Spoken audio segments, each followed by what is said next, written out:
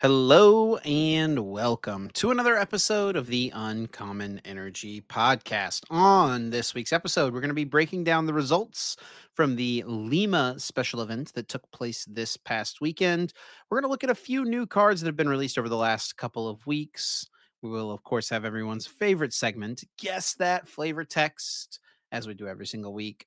And then we're going to wrap up this week's episode by talking about the North American regionals this weekend, the Louisville Regional Championships. And then we're going to kick things over to our bonus episode exclusive to our YouTube members and also Spotify subscribers. My name is Chip Ritchie, joined here as always by my friend and co-host, Azul GG. What's up, Azul? How we doing, buddy? Doing good, Chip. Doing good. Another week of content. I did restream the Lima special event over the weekend, which was cool. They did have a stream for that. I'm not quite sure the breakdown, I guess, for that moving forward for the Latin American events. I mean, we had the Jordanville Regional Championships, no stream. Lima special event came around. There was a stream. I learned about it like a day or two before everything went down, so it was cool that I was able to catch that, restream that. I have been having a ton of fun with those like watch party style streams and content. So yeah, I had a ton of fun doing that this week. Love to see it. Yeah. Pretty normal week for me. Nothing too crazy going on, to be honest. Hung out with some family over the weekend, which is always fun. But yeah, nothing too crazy. I guess something cool that I can report is that our first video on the second channel that we started, the Uncommon Energy channel, where we do our like tabletop gameplay battles. The very first video, we had a video for the first time on that channel pass over 100,000 views, which is pretty sweet. It is pretty sweet. Also, I was just like, I think I saw it earlier. Where it's that channel is also about to pass our podcast channel and subscribers, I think, as well, on its way to 10K. On our way to 10K on both Honestly, channels. it's like a little bit of a race, right? Which one is going to get there first, the content channel or the podcast channel itself? It's going to be a tight finish, I think. I'm definitely gonna put my money on the content channel We're for at sure. 927 on the content channel as of right now, this exact moment, and or 9727, 9727, and then we're at 9725. It is like a dead heat race between the two. Hopefully we'll have another one going out in the next week or so on that second channel, waiting on one more video to get edited, and we'll have something else out. But yeah, things are going well on the Uncommon Energy front. I'm going to be casting in Louisville this weekend, which I'm excited for. I haven't casted anything since Worlds, which I guess there hasn't really been that much since Worlds, just one event that I would have casted otherwise. But Yeah. much looking forward to getting back into the booth, seeing how the format continues to change, and yeah, looking forward to meeting some people in Louisville as well. Yeah, and for anyone who's curious, I will be not attending Louisville, but I will be restreaming it again on my Twitch and YouTube channels over the weekend, which I am excited for that. So you Specifically basically have to because choose which half of the Uncommon Energy podcast duo you want to listen to through the weekend. You can listen to myself cast it, or you can listen to Azul, just hang out and do whatever he does on his streams during regional weekends. make your choice, pick your side. There you go. Um, yeah, I'm excited to be doing the more of that this weekend as well, especially because it's in like the time zone lines up with my schedule this time around, which is nice. Otherwise, I'd be having to wake up at like 4 a.m. or something like that. But I think I'm gonna be able to wake up at like 7, 8 a.m. Yeah, to catch the first couple streaming rounds. the foreign regionals is pretty tough, I think, being on the West Coast. I think it'd be more doable if you were Yeah. on the East Coast, honestly, right? Yeah, definitely for like the European ones. It's like an extra 3 hours into the morning. Because like I mean, I was looking at what one's coming up here. Lil, or is that the next one over in Europe? Yeah, Lil. I'm gonna have to wake up. The stream I think like start is gonna probably be starting at like 1 a.m. So I don't know what my schedule is gonna look like for that one. I still gotta figure that out. But yeah, I'm still gonna do them all nonetheless.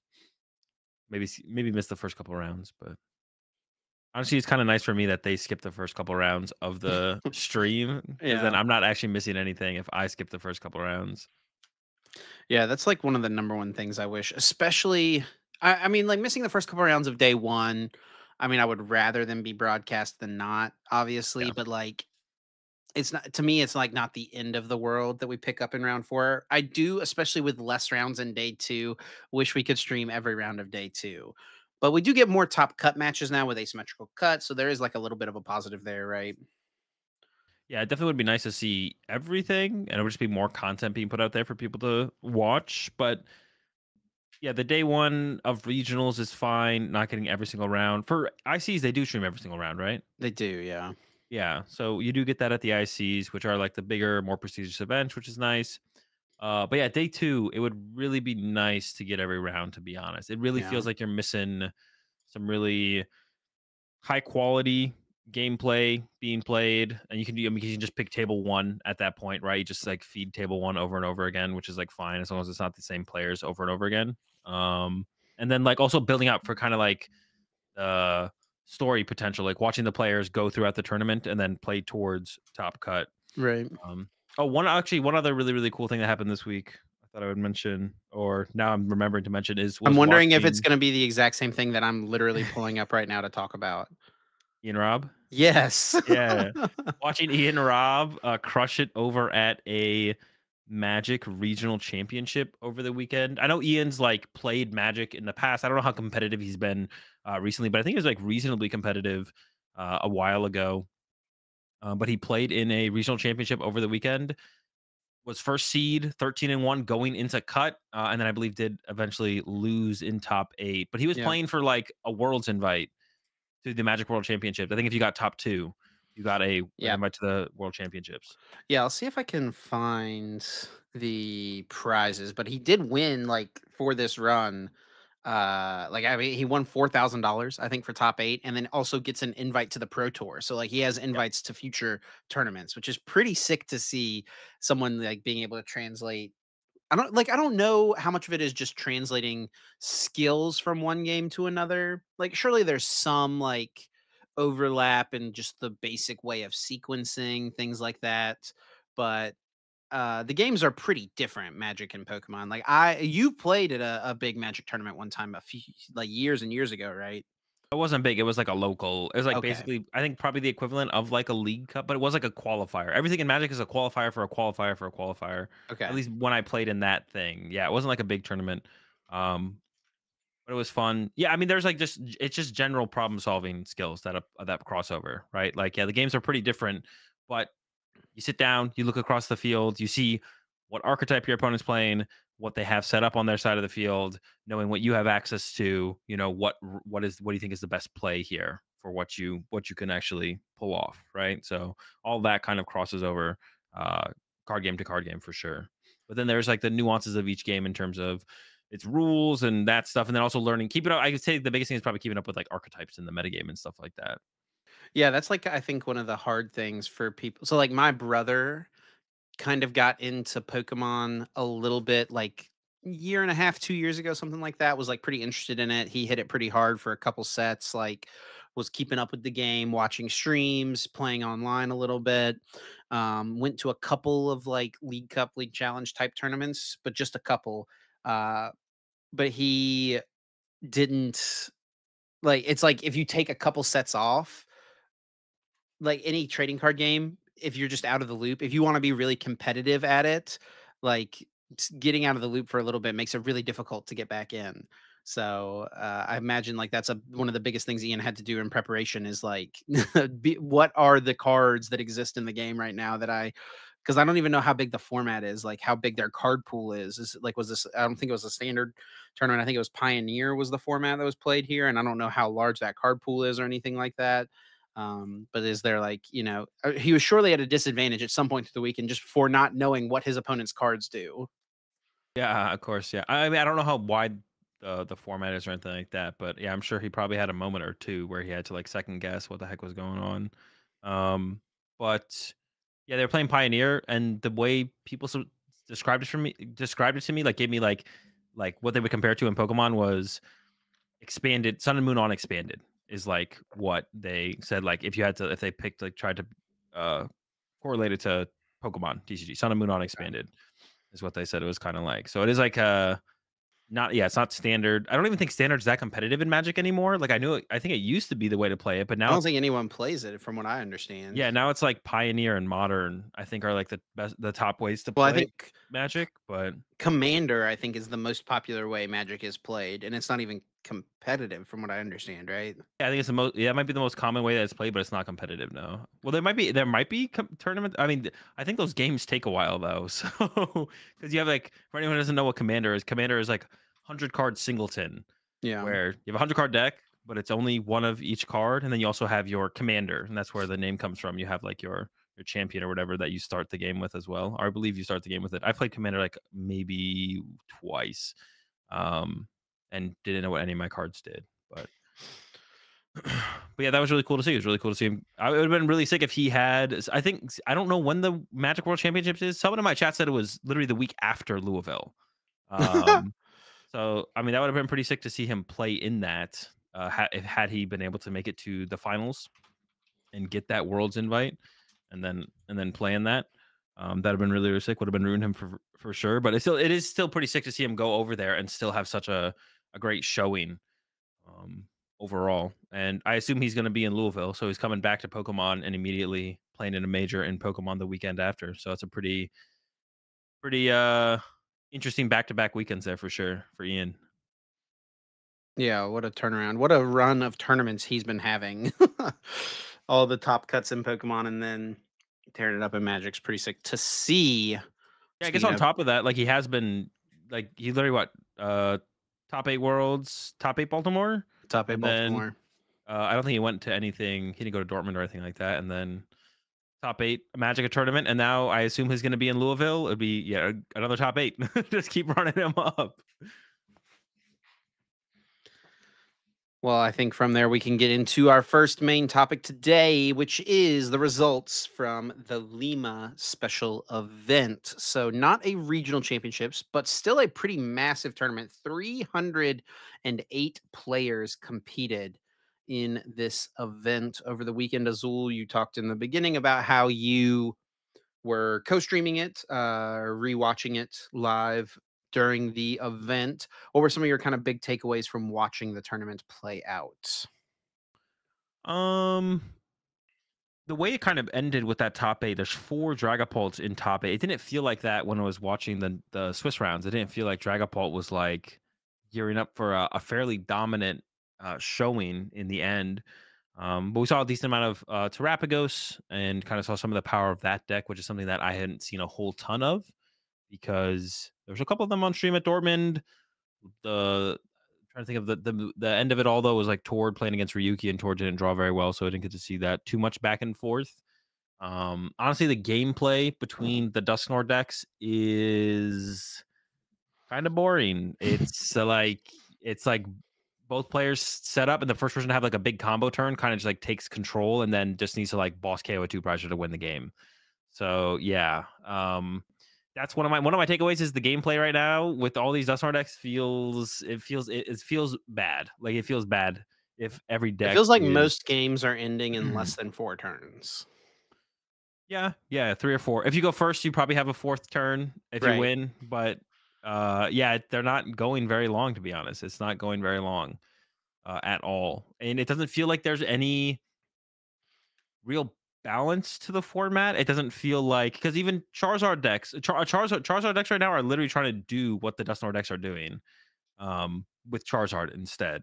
And there's Palkia Dusknoir and Terrapagos Dusknoir and then Dragapult Dusknoir. And we see like the best way to play Dragapult from Ryuki, or the best way I think it is to play it. Although there was a little bit of a shakeup in what did well here over in Lima, like the Ryuki winning Dortmund definitely shook up the way people were running Dragapult. I think the way Ryuki played it is the best way to play it. But then we saw a little bit of a split here at Lima. 4 Dragapults in cut, 2 of them very similar to the Ryuki build, and then 2 of them were the Pidgeot Dusknoir Dragapult builds as well. So, but yeah, the gameplay and the back and forth with the Dusknoir decks is pretty boring to be honest overall. It's like big combo turns, but it's like every single turn is a big combo turn from both players. Right. Yeah, I mean, I guess I think the big thing is like it definitely feels like Charizard is having a harder time keeping up than Dragapult is. And I think it's in part because Dragapult has a good Charizard matchup, right? Just naturally, it kind of always has. Dragapult Yeah. decks have been pretty good into Charizard. Um, and even though Charizard, like in the past, has had very good like Raging Bolt matchups, and you would think Charizard would have good like Terapagos matchups and things like that, right? It's maybe just getting overshadowed by Dragapult just a little bit, and then with things like these big combo turns, like you're talking about, Dusknoir plus Briar being able to be pulled off by Terapagos decks. I mean, I think Charizard is really struggling in the format right now. It feels like. Yeah, Charizard feels like a fine deck. That's what I've been saying recently when people ask me about Charizard. I'm like, it's fine. Like it's nothing special. Like it feels like it just gets out comboed too consistently by the other decks that are comboing, which is every deck. Charizard has like more moving pieces, and then like your opponent draws so many prize cards by the time you candy out your first Charizard. Like all of a sudden having this big 320 or 330 HP Pokemon that your opponent kind of has to get through doesn't mean as much because they have two prize cards left and there's a Rotom on your bench, right? So Charizard isn't able to kind of do what it's done previously, where like it creates this big Pokemon that it can like kind of lean on for a couple turns until they get to their next one. Um, and everyone's just trying so many prize cards so quickly. It's Yeah. hard for it to ever get that like Charizard stabilizing really isn't a thing anymore because like you play your own Dusknoirs and stuff, so you just kind of combo them back. But yours to stabilize to get the point where you can do that, you're like one turn behind. It feels like too often. The event was eventually won by Giovanni Sasso, who was playing Terapagos. And if the name looks familiar, it's because Giovanni also got second place at Joinville just a couple of weekends ago. And apparently, Giovanni is a first year master. What a start to his very first season as a master, huh? Yeah, absolutely killing it so far. Really cool to see. Definitely like the most successful successful player to start the season, right? A first into a second. That's no one else has done that. Uh the it's kind of maybe showcasing the correct way to play Terapagos. I feel like there's a little bit up in the air. People talking Bouffalance and stuff like that. 1-1 Pidgey, 2-2 Pidgey. But the results are in. As far as the results go, yeah, Giovanni is definitely ahead of everyone else. And another thing to like, I guess, make note of here as well is that one of Giovanni's testing partners or whatever, actually the person who tweeted this, I believe, they got top four in uh, Joinville as well, alongside Giovanni with the exact same 60. So the 60 has been doing pretty well so far. And one thing to make note of here is this 60 card specifically is not the 60 that Giovanni intended to play. Giovanni did have a decklist error, and there was no Briar in the final list here, and instead had to play a fourth Buddy Buddy Poffin. So I Yep. assume when submitting the decklist, put four Buddy Buddy Poffin in, saw it was 60 out of 60, and was like, oh, okay, I must have submitted it correctly, and then forgot the Briar, but did play the Briar in Joinville. Yeah, yeah. So the list that was as it was intended to be played is the Joinville list, and it's actually kind of funny. You can see here in this picture, he's got three regular or like league hollow Buddy Buddy Poffins, and then one non-hollow Buddy Yeah. Buddy Poffin. That's always clear evidence of whenever someone's deck list is very like even across the board between like what artworks they play, and then Yep. there's like a one-off. It's like usually a sign that ooh, someone got a deck list error somewhere along the way. But I mean, it's part of the game, right? I Yeah. don't think there's Yeah. any ill intent or anything like that. I'm because uh, Giovanni would obviously much rather, I think, have played Briar than the fourth Buddy Buddy Poffin.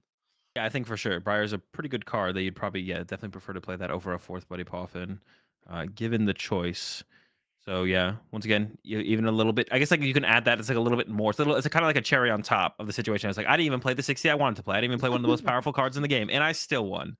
Um, The so stuff does yeah, happen. I remember going into top eight, I think, for an expanded regionals forever ago. Was it Travis Nunlist maybe had to have his tropical beaches removed and replaced with basic energy because he forgot to uh that put sounds beach on his deck familiar. list, something like that. I wonder if we could find it on Limitless real quick.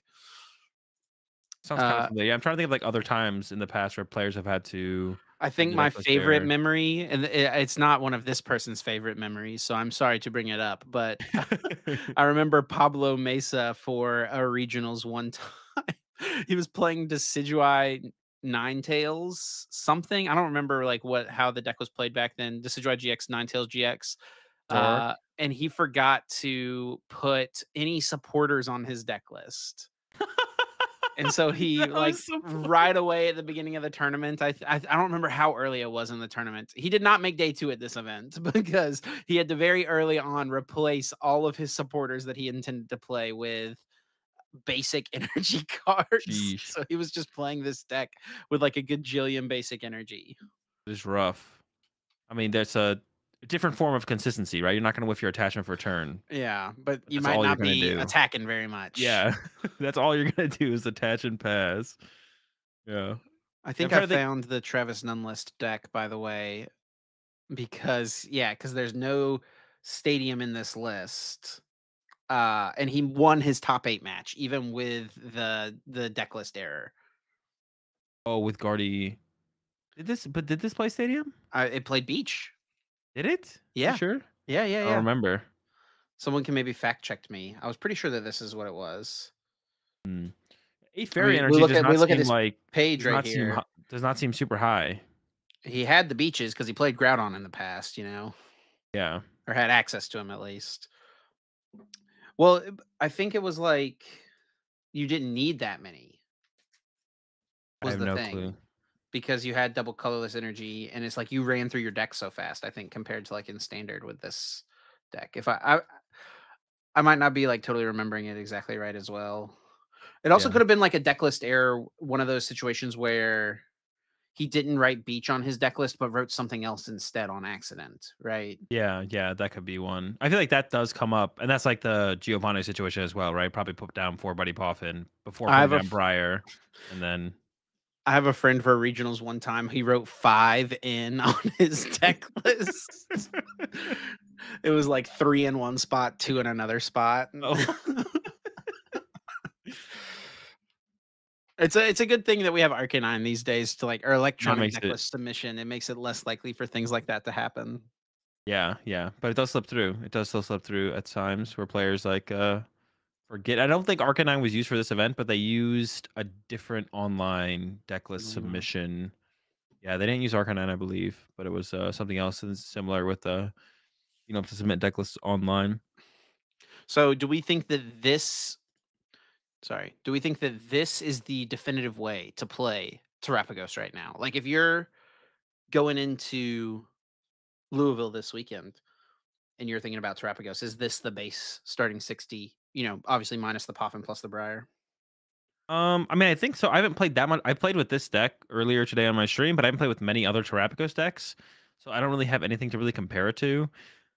The big card that people are asking about all the time is Bouffalant, and it just seems so you. It feels impossible to commit fan rotom searches towards Bouffalant on the first turn of the game. Maybe one, but it feels like you can't go to get 2 Bouffalant on the first turn of the game, pretty much ever. I also don't So know how you have bench space for Bouffalont. Like you got to get your Hoot Hoots in play. You want to have Pidgeot out. You want to have Pheasantipity. You want to have space for Duskulls and Dusknors. Like, how are we even getting Bouffalon into play? well, I think part of it is like because your opponent is drawing prize cards less quickly, because the Buffalon is hopefully doing something, then you don't need to be as aggressive with Dustsnore. So like that's you're not like putting double Duskull in play as aggressively. Like you probably wouldn't play triple Duskull. You probably go down to 2 or something like that. I forget what Tord's list looked like as far as the Dustsnore count goes. But I think it was maybe a 202. Here we can look real quick. Dortmund all the way down 9. There we go. He had a 2-1-2 Dusknor 1, 2. with the double Bouffalont, Yeah. 101 Pidge, and just a Only 3-3 Noctowl as well. yeah. That actually stands out to me the most. Honestly, I would probably play if I had to choose, I would play 4 Noctowl before I played 4 Hoot Hoot, but I Mm. would, like, definitely play 4 Noctowl. Just raw drawing into that card is, like, so it's such a big deal. It's such a big deal. I don't know. It's, like, huge. And Ultra Ball kinda sucks, so I might see, like, this list compared to, like, Giovanni's. Towards got the 4 Ultra Ball. Giovanni only plays 3, but does have the 4/4 Noctowl line. But, yeah, Ultra Ball sucks, so being able to just and Noctowl is, like, your most important card.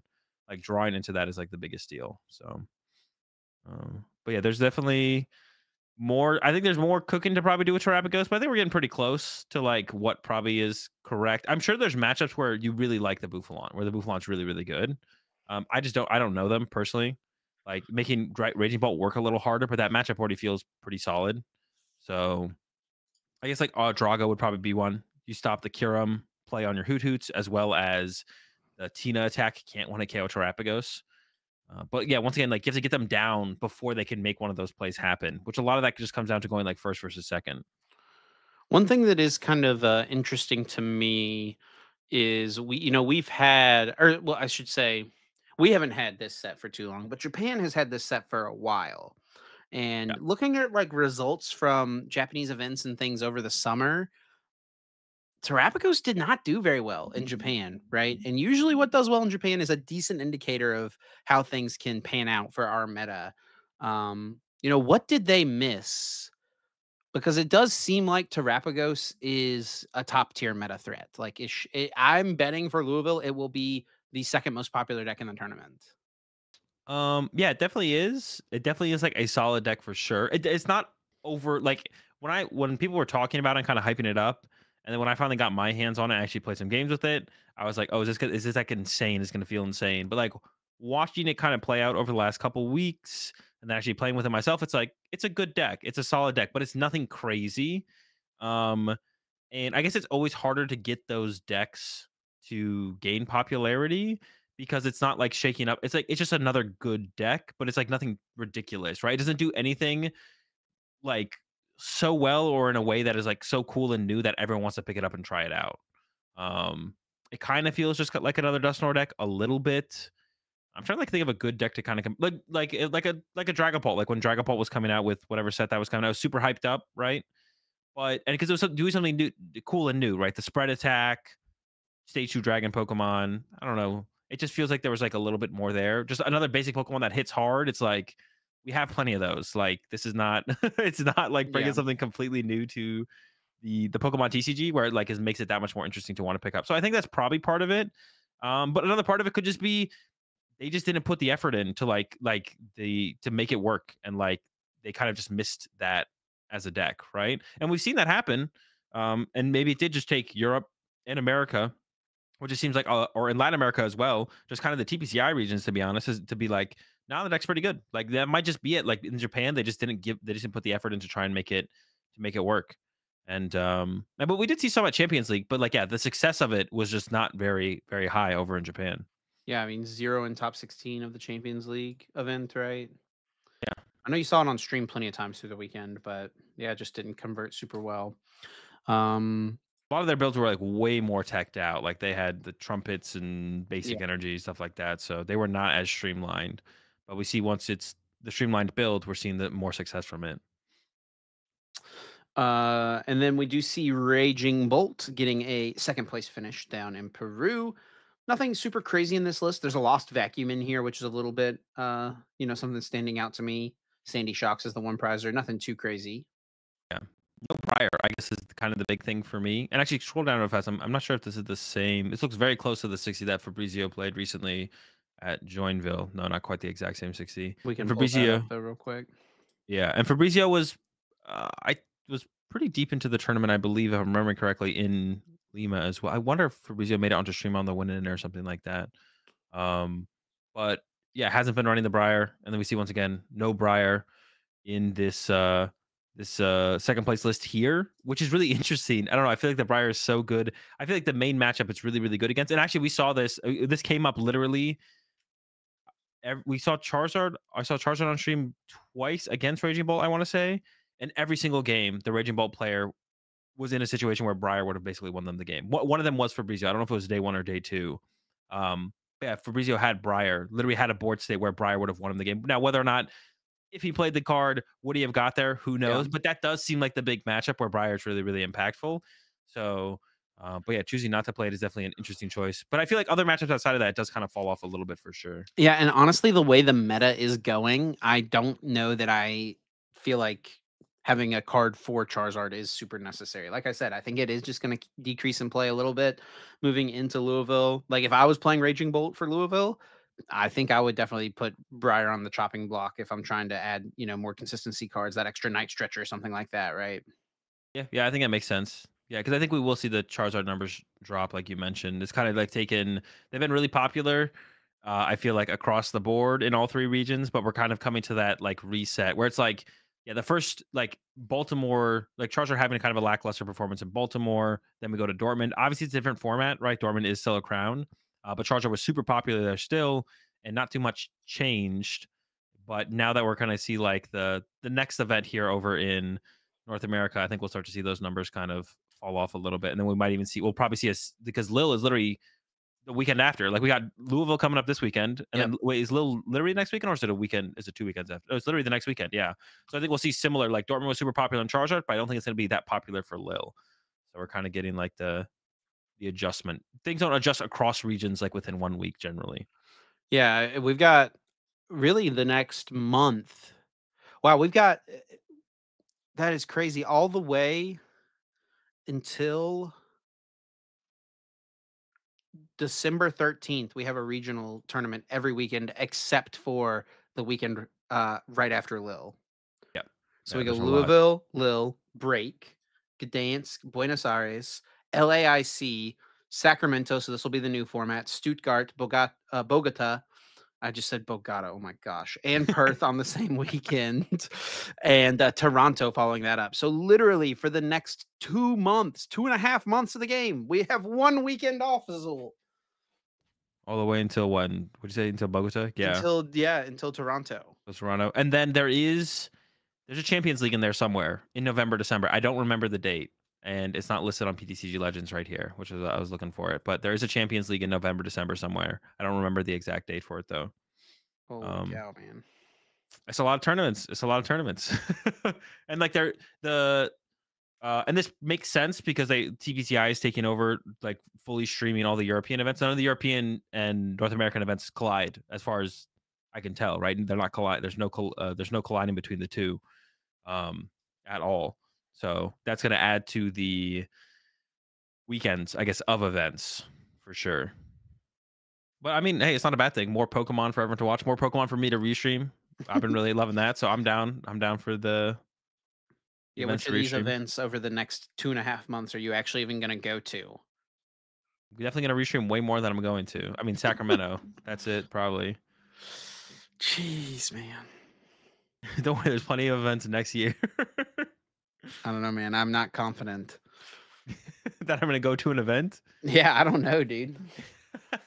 Even liking this restreaming thing too much. It's just sad. I don't know. It's like you're doing well and like having fun doing the thing and the like restreaming and stuff. But I think like probably some of the audience, like the people listening as well, can resonate with like it just feels bad to see one of like people love to watch the game for like the best players, right? Um Oh, it depends who you ask. well, Sometimes people will say that's if you look elitist. at the numbers based on like how well a stream does, if Tord or you are in a finals of a tournament, it does way better than if two people no one's ever heard of are in the finals of a tournament. Yes. So Some people like to ignore stats. by the numbers, people care much more about a tournament by seeing one of the best players competing in it. So it just feels bad to not see you out there. You're not putting in the effort to compete at these things. It just feels bad, man. I'm just taking some events off so that way I can trash talk that much harder when I come back and just win the first one I go to for the season. Honestly, it's gonna be so annoying if that's what happens. You That would be winning so sick. Sacramento would be the most annoying thing That to would be ever happen. so sick. That would be Oh my so sick. gosh.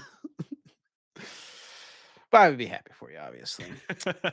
I think one thing to mention from Lima that does kind of stand out here after seeing it have a pretty successful weekend the previous weekend of tournaments is there's no Lugia in this top 8.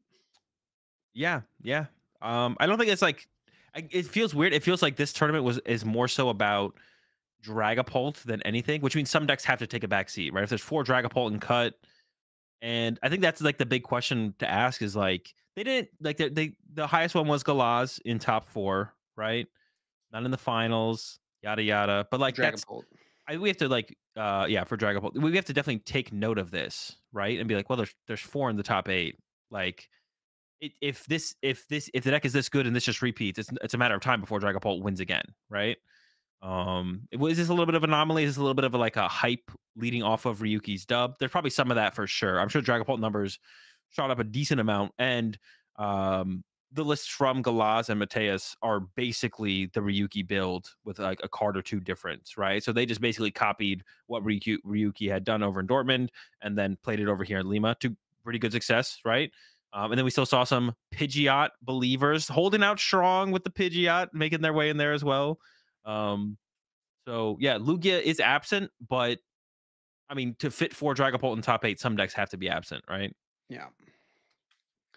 We'll talk more about like the Dragapult variants, I feel like, when we get into our Louisville section of the podcast. But yeah, I mean, I guess the other thing to mention here would be there is a Gardevoir in this top eight. Gardevoir has been kind of taking a back seat since Baltimore, right? It won that tournament, but the new format, or addition of Briar to the meta, a lot more Dusknoir decks. It feels like Gardevoir is kind of in a tough spot right now. Yeah, and if I do remember correctly, they were playing the more aggressive build, the Rare Candy, Henry Chow style build, and but it does feel tough for it. Like I mean, your Curly is just going down so quickly to Dusknoirs. Feels tough. I feel like you have to be playing the Candy build right now. Definitely lean towards that build overall. Um, and then the super aggressive combo, like something like a Palkia Dusknoir, just like that matchup is tough. Like if they go first, turn two, Raiding Greninja, stuff like that. Yeah. Um, so yeah, I don't know how Gardevoir doesn't feel great right now. We do see one getting into top 8 here, but I think if it is gonna be decent moving forward, it has to be through the Rare Candy build, I feel like for sure. Yeah, this was the highest finishing one from Dortmund just a couple weekends ago. Non-rare candy builds. Yeah, but I feel like the Dusknoir stuff has gotten more Right. popular Yeah, since agreed. Dortmund is, which is a big one. Honestly, maybe the way if you want to play Gardevoir in your deck, it's probably Banette. Is probably the way to play it. That deck is pretty sick, that's for sure. Need to put the games in though. This is a deck that you got to put a lot of games in with if you're trying to roll up with it to a tournament. Yeah, definitely. But yeah, anything else to mention from Lima before we move on here? This is all the data we have. We don't even have all eight of the top eight deck lists here on Limitless for this event. Yeah, that's definitely something unfortunate we don't get it. Like it's gonna be I don't even know if there was only 22 players in day 2. It was interesting to see kind of the smaller day 2 play out. And I think the biggest the asymmetrical cut could have gotten, was like 14. It's really weird how they actually end up playing out sometimes. There was like one match that probably should have ID'd because they could both would have been guaranteed cut if they had ID'd. Instead, they played it out, and then only the winner made it into cut. I forget what the match was exactly. Um, but Why yeah, is this not loading? you have to give it time. Just click on it. It'll like you have to like wait and it'll load. You just have to give it Jeez. a second. Brutal, huh? Yeah, just give it a second, it'll load up. So, yeah, it's interesting to see like how these asymmetricals when we're playing towards that final round of cut, what what are the players choosing to do? What is the potential? That's the thing I'm most curious about. Is like what is the max? That's what I'm always rooting for. Is the maximum amount of players in cut.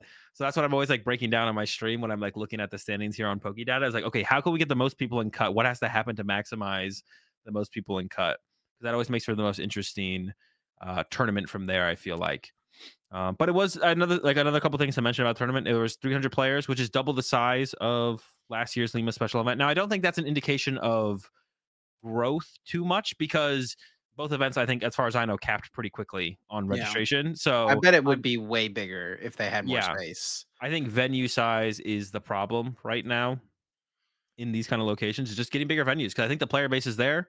The events are capping pretty quickly, as far as I can tell. We So, had some people in our comments when we were talking about LAIC saying how they think like if LAIC wasn't that like if they had the space for it, it would be as big as an AIC or UIC easily. yeah, I could definitely see that. To be honest, I think that's probably a fair statement. I think EUIC it is interesting. Yeah, I think maybe for right now where we're in the game, maybe not like immediately post COVID. Because even I guess EUIC was selling out instantly, and now we're in like a more central location with London.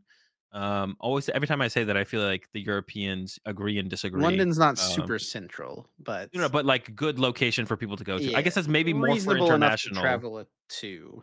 Yeah, maybe more for international than not. Maybe I am. I feel like anything more mainland Europe, like anything in France or Spain or Germany, would probably be more accessible because you can train there a little bit easier, I think, from most places compared to Yeah. flying. Our Europeans confirm in the comments. What would be like the What's location? the What dream EUIC location to for ease of maximize? accessibility? Yeah, Non UK uh location. listeners, non UK Oh, no, listeners. What would yeah. be the best? No Best place. personal bias. Yeah, what do you think would Yeah. just get the most amount of Pokemon players in a venue? What location would that be in Europe? Yeah. But yeah, like, I mean, yeah, all the IC I mean, yeah, that's probably pretty fair, to be honest. It'd be interesting. I feel like that's the region that is being held back the most by the caps. I mean, like, Europe still has their struggles with, like, Lille selling out instantly, but then, like, Dortmund, I don't know if it capped. I don't think Stuttgart I literally I registered don't for think Stuttgart. Dortmund ever capped, yeah. Yeah, I literally registered for Stuttgart a couple days ago just in case. So, like, yeah, these, like, they're not capping super Alright, so fast, you are gonna but go to something else, okay, I see well, no, I'm you. not gonna go to Stuttgart. I might go to Stuttgart. I might not go to Stuttgart. I just want to register, just get it in case. I'm really enjoying That's almost like how I'm kinda playing it, because I was thinking about going to Louisville, because I was, like, really enjoying a couple decks, but that one is sold out, so I can't go to Louisville. Mm. So that might be how I kind of, uh, You're decide just if I'm gonna going to an register event or for not. everything just in case. Yeah, and then if I'm like, "Ooh, I'm really enjoying this format or this meta right now," I'll Well, go to the event. Perth Regionals registration goes up, like, tomorrow, so I did think about going to hold up. Australia. Australia is not too bad for me being on the Well, West and Coast. also Perth would be kinda cool too because it's the West Coast of Australia. You've only ever been to the East Coast of Australia, right? True, yeah, that'd be pretty cool. That's a good reason. Alright, maybe I will go to Perth. There he is. I would try and turn it into, like, a little bit of a vacation, though. When is it, in December? When was it? Yeah, it was December 7th, I think. Yeah. Oh, wait, I'm actually busy that weekend, I can't even do it. Perth does not work for me. Rip. Next time, I'll go to Perth next All year. the Australian listeners got so excited. Their chance to meet Azul finally with But, yeah, I think OCIC no more. no OCIC, yeah. I would definitely go back for OCIC if they came back around, but I have You a are the feeling they reigning probably won't. OCIC champion It's true. forever. To defend my well, they could bring it back. I'd have to defend my title if they brought it back for sure. That is true. Azul, they bring it back in like 2035. Azul comes out of retirement. Gotta get that dub. But yeah, the Latin American region seems to be the region that is held back the most by these tournament caps, more so than anything. So it'd be cool to see that. Like, they definitely increase it, right? They doubled the cap for the Lima special event going to the season from last season. So that's but hopefully we can see it increase, by like another 150 players, have it be like 450, if not more, next season, and hopefully just keep seeing that the response to the growth happening in terms of these caps increasing. Well, let's move on, Azul, to our next topic here, which is a few new cards. We're going to be looking at everything that's kind of been revealed over the last 2-ish weeks or so. There wasn't really enough for us to talk about last week, but grouping them all together, we just give our thoughts and opinions on them. Nothing too outstanding, but some interesting stuff for sure. We're going to kick it off here with this Palisandi X. Shout outs, as always, to Tuan Lay for the translations over on Twitter. But yeah, it's a stage 1, 280 HP psychic type Pokemon. It is a Terra Pokemon. It has a whopping 4 retreat cost, weak to dark and resistant to fighting. And its first attack, Sand Tomb for 3 colorless, 160 damage. The defending Pokemon can't retreat during your opponent's next turn. And then Barite Jail for a water, psychic, and fighting energy. Put damage counters on each of your opponent's benched Pokemon until they each have 100 HP remaining. Yeah. So the first attack, nothing super special. There could be something with a second attack. I just don't know what you'd combo it with. Yeah. Also, you would need time to like set up for it. But like, if you think about it, your opponent's got a bench full of Ogre Pawns and Pheasantippides. Turn them or put them all down to 100 HP remaining. That's like a decent setup. But how are you closing out the game is the question from there. I don't really know, especially when the energy cost is water psychic fighting. First, you got to get that set up, and then you have to somehow be playing something It that does 100 to is everything. yeah. But does that even exist? No. Oh, Radiant Greninja. Not Radiant Greninja. Greninja EX. Sure, there we go. Yeah, one of the Greninjas, Halucha, Dusknoir. Hey, it's Dusknoir. another Dusknoir deck. Let's go. It's just another Dusknoir deck. Yo, Let's here's the get way it. you build this deck. Okay, you ready? All right, hit me with it. You have Dusknoir, Lost City, Mirage Gate. Dusknoir, Lost City, Mirage Gates. Is Chip cooking? Hold up. Probably not. That's a And then you lot. go Palisand, and then you have Sableye, you have Dusknoir. You've got the main problem, I guess, with that would be you have to pop your Dusknoirs to do 130 in order to get to Mirage Gate to then Yeah, yeah, yeah. After That's that, backwards. put things down to 100. So it's like you do 230 to or 130 to a Pheasantipity that has 210 HP. It's already down below 100 HP remaining, so the attack doesn't do anything. Yeah, not quite. Maybe you could do it with, like, a Lawson engine in general. It's an interesting attack, but it feels like pretty impossible to use effectively competitively right now. Yeah. We do have a new A spec here, the Amulet of Hope Pokemon tool card. If the Pokemon this card is attached to is knocked out by damage from an attack from your opponent's Pokemon, search your deck for up to 3 cards and put them into your hand. Then shuffle your deck. Every Pokemon can now be Radiant Jirachi. That means when all those decks that you were playing Radiant Jirachi in, you can now play a different Radiant, and instead you have to turn your ace spec into this. Oh wait, there was no decks playing Radiant Jirachi, and all the other ace specs are probably better. Yeah, this is like a pretty mid. This is like ultra niche ace spec. I don't even know where this would ever where this would ever like make sense. I don't even know Yeah, how you. some Yeah. sort of like setup deck or something like that, but What do you? Yeah. What is like stopping your opponent from just like? I mean, probably just gusting around it or knocking it out with Dusclops or Dusknoir, and or then lost vacuuming or yeah. jamming tower. Like there's a lot of things. We do have to put Yeah. some respect on Radiant Jirachi's name though, buddy. Our friend Tord We. Reklev did recently use Oh, that's Radiant true. Jirachi in his control deck. So yeah, just Where, putting it out there. where is this one? This is Baltimore, right? Baltimore, yep. Yeah. Got the whole squad in here. Noivern. He had everything. And we'll move on to next new card. We've got Fluffy Cat Toy. Now we might read this and you might be questioning why would you read this card? But it's an item card. You can use this card only if you go second and only on your first turn. Put 1 energy from one of your opponent's Pokemon back into your opponent's hand. So you Okay. might be like, why would you ever play this card? And then we read the Meowstic here, which is a stage 1 Pokemon. The ability is Luring Tail. Once during your turn, you may discard 1 Fluffy Cat toy card from your hand. To use this ability, choose one of your opponent's benched Pokemon and switch it with their active Pokemon.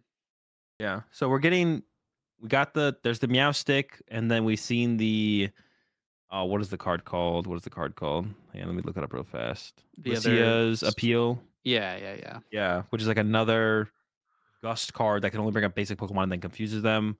And Boss's Orders does rotate in 2 rotations. So 2 rotations from now, I've been making this prediction. I think Boss's Orders is going to rotate. They're not going to give us another print. And that's why I see all of these gust cards kind of coming out in this set coming up. What is the set? Because this is going to be part of our Surging Sparks, right? These cards. Yes, I believe Yeah. so. So that's been my prediction. This is kind of like adding to the validity of my prediction, which I'd be pretty excited for a non-bosses orders, but still gust effects existing format. This gust effect would be terrible though. And even if if this was the best gust to exist, this would not be Really? played. I don't think this would be played ever. You play a 2/2 with 4 fluffy cat toys? No, no, no. I I don't would know. I would take whatever bet you wanted that this card will never be competitively played. I don't know. I think in the current format, this wouldn't be terrible in like Pokestop decks because you can Pokestop the cat toy and it It doesn't just mill amazes it. me how bad good players are at rating cards. It just makes it's crazy, dude. It's All right, Chip. crazy. If this is ever in a tier 1 deck, you're cooked. Just remember that. Sure, but I won't be. What was we had a bet. We didn't make the bet, but what were the 2 Cleffa cards? versus Pidgeot EX. Yeah, Cleffa versus Pidgeot EX. Which one did you take again?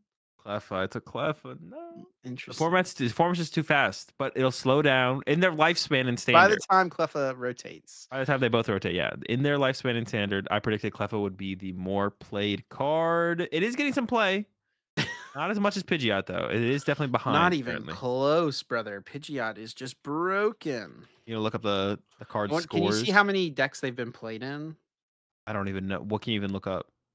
Let's see. If I click on Pidgeot EX here, I mean, because I know it shows you deck lists that include the card.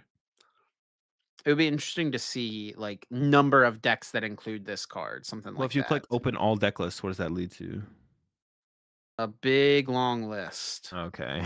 A really, really long list. Well, let's see. Let's just see Cleffa's list. I'm just curious what Cleffa's list All right, looks yeah, like. sure. Let's take a look at Cleffa's list. We recognize how long that one was, though, right? All right, but let's see what Clef's Cleffa, got. yep, let's take a look. Okay. Oh, show all deck list. I mean, Cleffa's been decent. Okay. Okay. Hey, It's pretty long.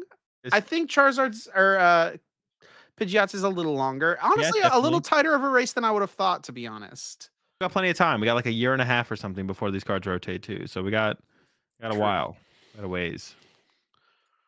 All right, Clef can make the comeback. back to our card ratings here. Our new cards to look at. We've got a Scovillain EX, 260 HP, Stage 1 Fire type Pokemon EX to go with the, grass type Scovillain EX that exists already. It has the ability Double Type. This Pokemon is both Grass and Fire type, and its attack for 2 Fire Energy, Spicy Rage, 10 plus 70 more damage for each damage counter on this Pokemon. Yeah, I mean, it works with Magma Basin, so that's how you can build up some damage, but it's just not enough going on for this one, I don't think. One of the problems with Magma Basin too is that you can't Magma Basin to Capsakid because all the Yeah. Capsakids are Grass type. Would they do a Fire Capsicid? Would that be lore accurate? No, there's no because Oh, Capsakid is just a Grass type. I'm pretty sure. get the kid out of here. He's done. He's cooked. Yeah, not. It's not it. That's for sure. Not the next cool deck. The other Skull Villain is way better than this one. I just want to confirm that Capsakid is indeed a mono Grass type. Comes what? Firegrass. Yeah, it is a mono Grass type. Never Fire Capsicid. Never Magma Basin. I mean, Magma Basin's rotating anyways with rotation, so kind of whatever. But yeah, there's probably no hope for this card with the current card pool. But a card that there could be hope for. This is a pretty decent one. Will it be okay? Well, we'll just read it. It's Scramble Switch. It's back. I got lost in my own sauce there. Scramble Switch. This is one of those A specs that existed back when A specs were originally in the game. And it is back. An item card. Switch your active Pokemon with one of your bench Pokemon. Then you may move as many energy attached to the old active Pokemon to the new active Pokemon as you like. So back when this card was legal, it was popular-ish, but it was basically always worse than playing Computer Search or Dowsing Machine. Yeah, it was pretty niche. It was kind of funny seeing everyone like nostalgia trip over the Scramble Switch reprint because I was like, bro, you did not play this card back in the day. No one played this card. It was like played in Groudon And expanded, and yeah. some big basic stacks at some point. But yeah, Computer Search and Dowsing Machine were definitely like superior. So yeah, pretty niche A spec, but like I think it'll see play. Like I think it seems pretty good in Drago because a fifth E switch, but it's better. You push up your Ogerpon, you pivot into your Drago. But losing Prime Prime Catcher. Catcher is pretty bad, and that Okay, is the argument here, the issue here. you say that, but people are out here playing Scoop Up Cyclone. So I'm like, all right, if we got Scoop Up Cyclone in there, I think Scramble Switch has That's got a just if they've home. got Noivern and they're trying to be cheesy. Yeah, it's the Ultra Cheese. But no, I think this would maybe work with that, especially because you could increase your boss count. So you could play like 4 boss, and then you just need to set up the Scramble Switch combo to like go with like heavier back to back Dragos or something like that. I don't know. I think there's like potential there in that deck at least. Any other deck besides that, I'm not sure. So it's definitely yeah, like I said, niche A spec. It's not like a prime catcher A spec. Honestly, what A spec is like a prime catcher? What do people play besides prime catcher? Unfair Stamp is maybe the second most Yeah. common. Or if it's like a card specific to your deck, like Legacy Oh, Energy for Lugia. or Sparkling Crystal in the Yeah, Dragon Ball deck, Dragapult. right? Yeah. Yeah, sure. But yeah, prime catcher is like a lot of the A specs being played right now is just an old prime catcher. I mean, can't fault people for it. It's a pretty good card. Pretty good card. We got a little combo deck here with the AMU, the Azelf Mesprit Uxie. Uxie's got for a Psychic Energy, Painful Memories. Put 2 damage counters on each of your opponent's Pokemon. Azelf for a Psychic and a Colorless. 10 plus, 10 more damage for each damage counter on all of your opponent's Pokemon. And then Mesprit here has 2 attacks. You attach up to 2 basic energy from your hand to your Pokemon in any way you like for the first attack, and then Legendary Burst for 160 damage for 2 psychic. If you don't have Uxie and Azelf on your bench, this attack does nothing. Yeah. So this is kind of like a little bit of a throwback to the old AMU cards, the level X's, which weren't ridiculously good, but the Mesprit did like 200 damage if you had Uxie and Azelf on your bench. So it basically one hit KO'd anything in that format back then. This Mesprit is coming up a little bit short with those numbers.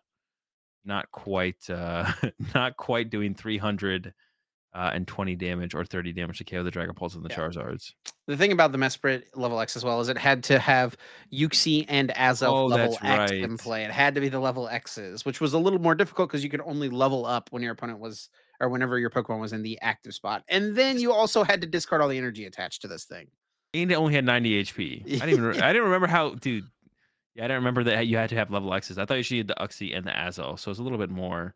Do do Uxie and do these cards usually have attacks like this where it requires all of them in play, or is No, but this there's been similar type synergies in the past, like okay? Because this is the one that um I remembered specifically was the level X. yeah, like there's this Mesprit that says if you have no Yuxi or Azelf in play, or if you have Yuxi and Azelf in play, each of your Yeah, Pokemon has no weakness. There is, I think, Yuxi that makes everything times 4 weak. Yeah, if you have a Mesprit and Azelf in play. So like they've all had things similar to this. There's the downer material Azelf that was pretty decent. If you have that Yuxi was a and decent Mesprit in one. play, Yeah, the attacks of each of your opponent's basic Pokemon's attacks is colorless more. Honestly, this would have been the card to print again. bring it back. Would that be? I was gonna say, would that be too good? But giving up. Well, hang on. You have to give up With 3 bench spaces. area 0 though, we get 3 bench spaces. It's true. We'll commit to the downer material ourself. Get him back in there. I mean, we already have League HQ though. We basically already have that, and everything is. The thing is like you don't have time to like. Man, everything is just so fast. You don't have time to like execute any of these like strategies. Like Yeah. you can play. You have one League HQ. You get to Iono League HQ them once and pray that it sticks. And if it doesn't, then they probably won the game. Yeah. But yeah, And then I'm going through we like my Jakey Gearhart phase right now. I guess through in this live in the podcast. I think this is probably I the and I to oh, make it clear, I currently enjoy playing the Pokemon TCG. Like I don't really have that many problems with it, to be honest overall. It is fun. It hasn't gotten super boring yet, but we have Surging Sparks coming up, so hopefully that does shake things up a little bit. yeah. And then I think this is the best card that's been revealed in the last couple weeks. It is the Koraidon, which yeah, this should be in our Surging Spark set, right?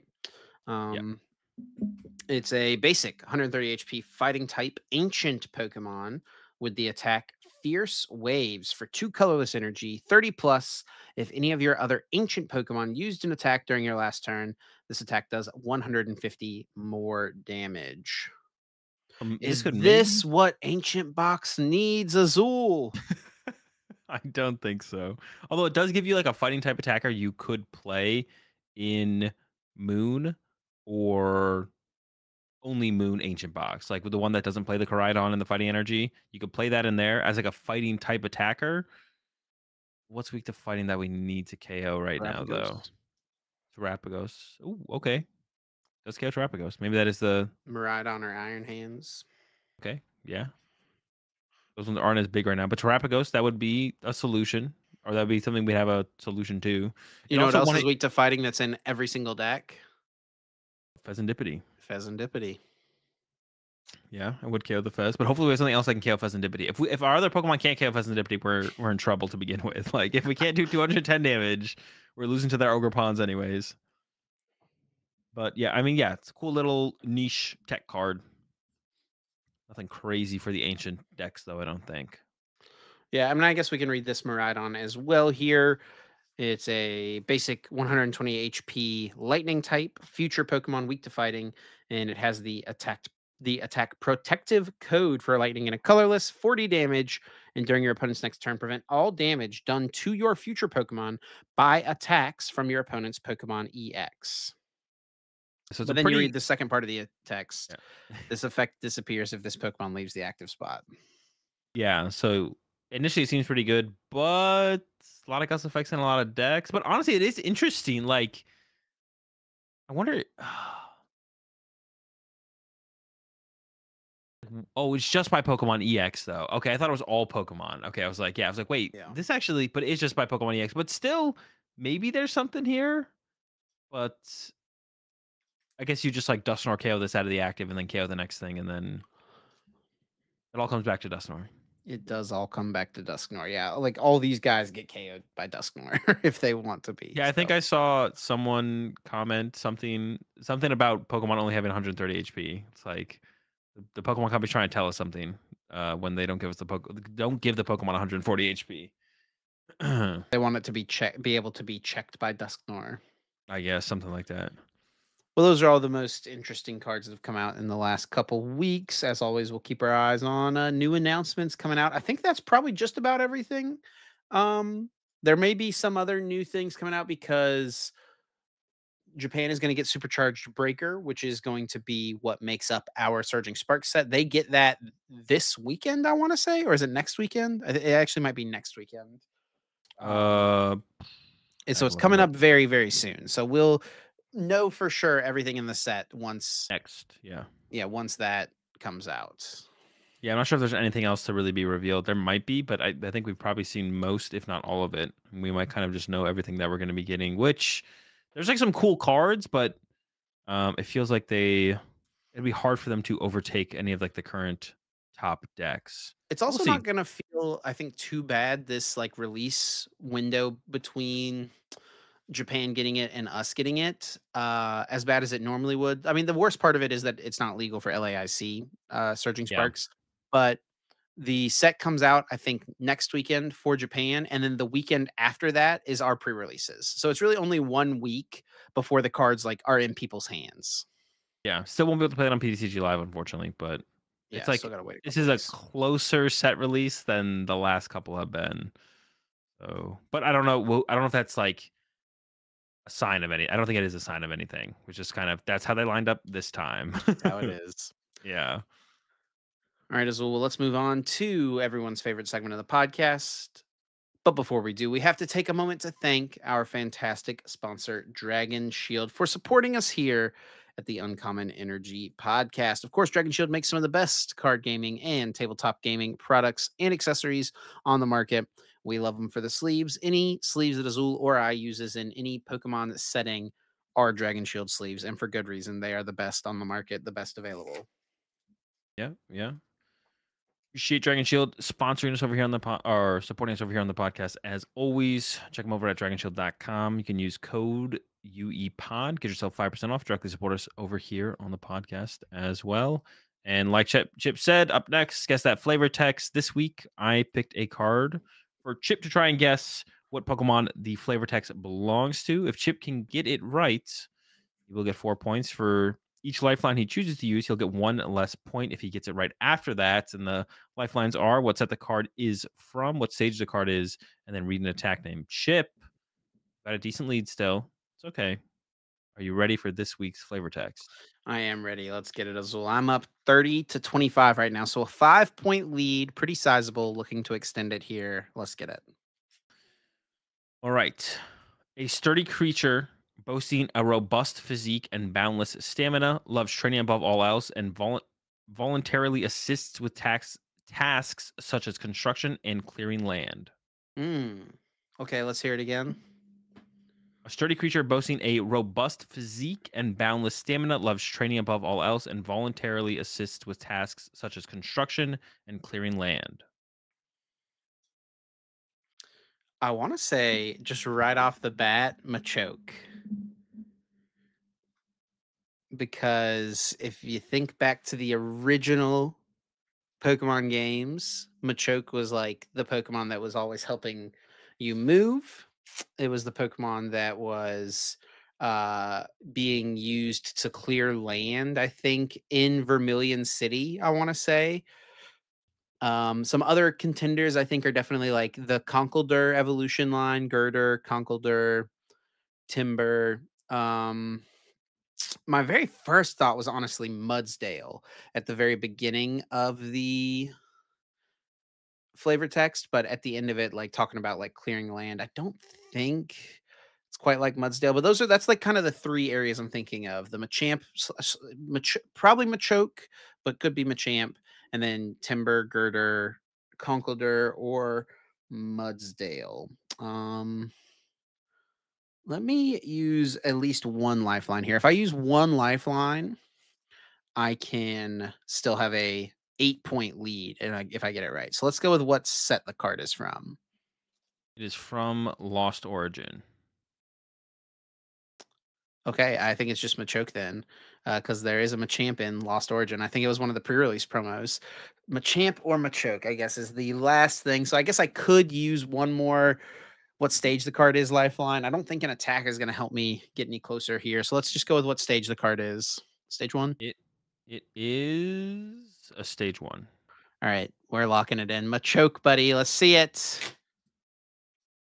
It is Machoke. Let's Dude, go. Could have I had the didn't 4-point spike. I wasn't sure how easy it would be. I saw the construction part and I was like, "All right, I'm gonna do this one to try and get you to guess one of the Conkeldurr lines." Like I was like, "All right, like let's just go with this one. Just try and go for like a fake out." I saw the construction in there and I was like, "All right, well, I know that like Conkeldurr is the construction Pokemon." I was Yeah, like, "All but what right." you didn't know is that Machoke, like in the video games, like is the Pokemon that does all these things. I did not know that. No. I was unaware of Machoke's constant presence in the video game doing construction work. So that is an unfortunate L. When I first read it, I was like, "Is this going to be too easy?" But then I was like, "Well, the Conkeldurr line exists. That's got to throw him off a little bit," and it did, but like not really that much at all. Here in here you go in Vermilion City in Pokemon Yellow. Let me see. Open image. This is like the layout of the city, and you see right over here, if you go talk to this guy, he is working with a Machoke right here to clear this land. Making moves. So that's really what led to me getting this one. I feel like several Dude, how do people you have to have remember gotten this as this? well. How do you remember? Yeah, I'm sure there is quite a few. How do you remember that though? Who remembers that? Well, I mean, I've played the games many times over the years.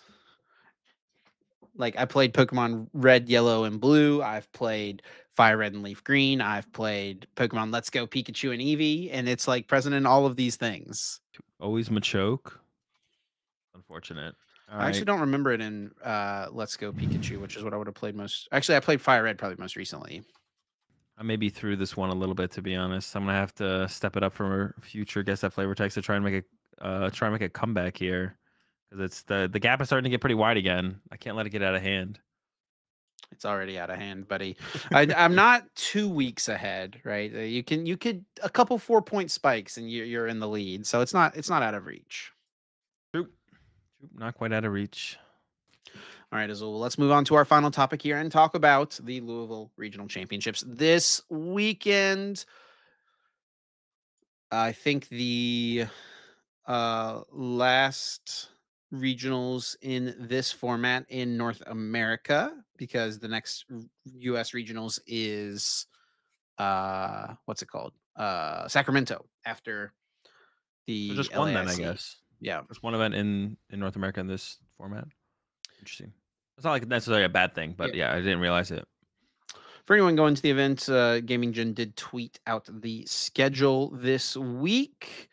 Just some of what's going on Friday, Saturday, and Sunday. I think I'm going to try to play in the challenge that they're having on Friday. I think I get in enough time to play the 1 o'clock challenge. So What are you gonna TBD, TBD. play? It's always kind of tough because like I am competitive, so I want to do well when I play in these events, but also at the same time, like I don't play that many events, and so it's like I kind of want to play something for fun whenever I play these things. Yeah. So I always get kind of torn. Like last season, I played a couple of the regional um the regional league challenges and stuff at some events, and I played like just Charizard for those because like I still wanted to do well. But I don't know. We'll see. I've been playing a Conkeldurr deck on TCG Live the last few weeks. Maybe I could roll up with that. Take the conch. Broken. Construction Pokemon. Yeah. But yeah, Louisville this weekend. Let's take a look at some of the decks. I think what we're going to do this week is we're just going to go down the list of the decks in the format that have been doing the best and kind of give just our thoughts and opinions on lists. So, like, what cards we like in decks generally right now, what cards we don't like, how we feel like people should be playing any of these given lists heading into the weekend. Sound good, Azul? Yep, let's get into it. First one up is Terrapagos. We talked about this a little bit. The Bouffalants, the Dusknors, the Hoot Hoot, Noctowl line. What's best? What's worse? Some people are playing Palkia in their Terrapagos decks. Yeah, I feel like that's like more categorized as like a Palkia Terrapagos deck. Like that's more of a Palkia deck with Terrapagos as like the Yeah. stadium enabler. And overall, I don't really like that deck very much. I feel like uh it's just the worst way to enable like Radiant Greninja than just playing like Palkia. What's the other one? Palkia Dusknoir. Dusknor, yeah. Yeah. So I mean, yeah. I mean, from what we've seen, like I mentioned it, like I haven't played too much with Trapagos. I haven't really experimented with it at all. Kind of just played some games with Giovanni's deck and have been watching it on the streams from these majors, and that seems like probably the best way to play the deck, most straightforward. Like definitely like I'm sure there's enough matchups when they get popular enough where the Boufflant is warranted. I just don't know exactly what those are. Like I mentioned, it's kind of cool against Raging Bolt, forcing the extra energy out of them. It's kind of cool up against like Regidrago. The Tina can't want to KO Terrapagos, and then you take away like the Kyurem on the Hoot Hoot line. So all those things are cool, but also just being straightforward and consistent is also pretty cool pretty often. And I feel like that list does it pretty well from Giovanni. So I mean, that's where I'd start if you're looking for somewhere to start. But I guess we're going into like Louisville, so I wouldn't start anywhere if you're going to play at Louisville. If you're someone who's not playing at Louisville but wants to pick up Terrapagos, that's where I'd start. But Yeah, I think for yeah, all these decks, we should assume that we're talking to someone who has played the deck, but is like just trying to unsure. finalize what list they want to Yeah, play. Like what last, like, 7 cards or less that they want to play. 5, 6, 7 cards. yeah, unsure about the final 60. But yeah, I mean that feels the best to me for sure. Like the Bouffalants feel a little bit awkward. Or seem a little bit awkward, I should say. I haven't played with them, but they seem a little bit awkward. Like I after just playing the deck, it's like maybe some games I could probably go out of my way to get one Bouffalant with the fan rotom, but it would feel pretty tough to ever go get two, especially with how aggressive other decks are. Like if you go up against like a Raging Bolt or something like that. But yeah, getting the Bouffalants established on later turns definitely is possible to get value out of them. One thing I'll say about Terrapagos going into this event is like the previous couple of events, this has not really been a big deck on a lot of people's radars, but it definitely will be more so on people's radars going into the event Yeah, this weekend in Louisville. So I would just have at least somewhat of a game plan against what some potential counters out there could be. So I would recommend anyone who wants to play Terrapagos this weekend think through what are the ways you are going to approach it if your opponent who's playing Reggie Drago attacks with Noivern EX. Like, what are you going to do to concede. respond to that? Well, Concede. are you conceding? It's pretty tough. I don't know. I've hit a couple of those on Triple ladder. Dusknor, buddy. Let's get there. Yeah, they have another one. Do you know how long it takes you to get to triple? You can't. The biggest thing is your bench is locked to 5. If they bump your stadium or you don't get your Sure. stadium in play first before they go into the Noivern, then it's like so awkward to get to your dust because you still need like the Noctowls to actually do stuff as well. And they don't need to win the game with Noivern either. They just need to get a lead. Um, so yeah, that one's tough. And it's just one of those things where it's just like it's a tool in their arsenal, and it's not like their only strategy they can use to beat you, True. right? So you can't just like outpace them to the point where you have enough energy in play, or like are able to get to the Ursa Luna still comfortably.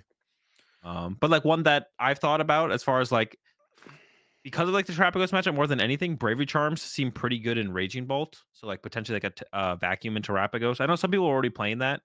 It allows you to bump your own area 0 to remove your own liabilities, but then also having the ability to maybe get through some Bravery Charms or something like that. Because that's like one thing that I haven't like tested, but like theorized that seems pretty good in Raging Bolt to help against all the Dusknoir decks. Can you get rid of Sinnoh too if they do like if you Yeah. get an energy down against a Drago deck, they put Sinnoh in play and Noivern you can like still get rid of it to attack once, right? Yeah, that could be pretty big. You should get that one turn of attacking could be pretty big because that could lead to attack plus Dusknoir, right? Yeah. The vacuum. So maybe vacuum is the tech in Terrapagos for Louisville. We solved it right here. That's it. It's the inclusion. I think Grant had it in his list in Dortmund. Yeah, I believe he did. Maybe that's the only. Maybe that's like the only list that had it actually. To be honest, because I remember seeing it in a list, but it might have just been just Grants. I'm not sure. Next up, we've got the Raging Bolt EX, probably what's going to be the most popular deck at the tournament. I know you're not a big fan of it in the current meta. I still think it's like pretty decent, to be honest. I would not fault anyone for wanting to play it. I think your worst matchup is Charizard, and that is like decreasing in play decently. You have a really solid Regidrago matchup. I think you're fine against Trapagos. Lugia is probably unfavored, but definitely like sometimes you just go second and just win because you KO their only Lugia. Like that happens in a not Yeah. insignificant portion of games. So yeah, I think Raging Bolt seems like a pretty decent play for the weekend, and I think it will end up converting better than it has in the last couple tournaments. Even though we're in the same format and it hasn't converted super well from day one to day two, I think this event it will do decent. Dortmund's conversion, I think, was fine. Like, it went It from, was like, just 17 to Baltimore. It was 15. really bad. Um, yeah, it was just Baltimore was like but that felt like an anomaly. That was kinda crazy, to be honest. Yeah.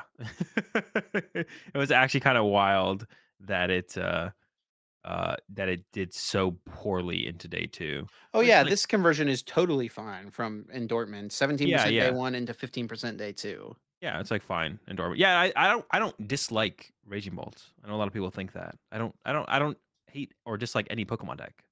I just don't think it's, like, that, good of a play. I think the deck is, like, fine.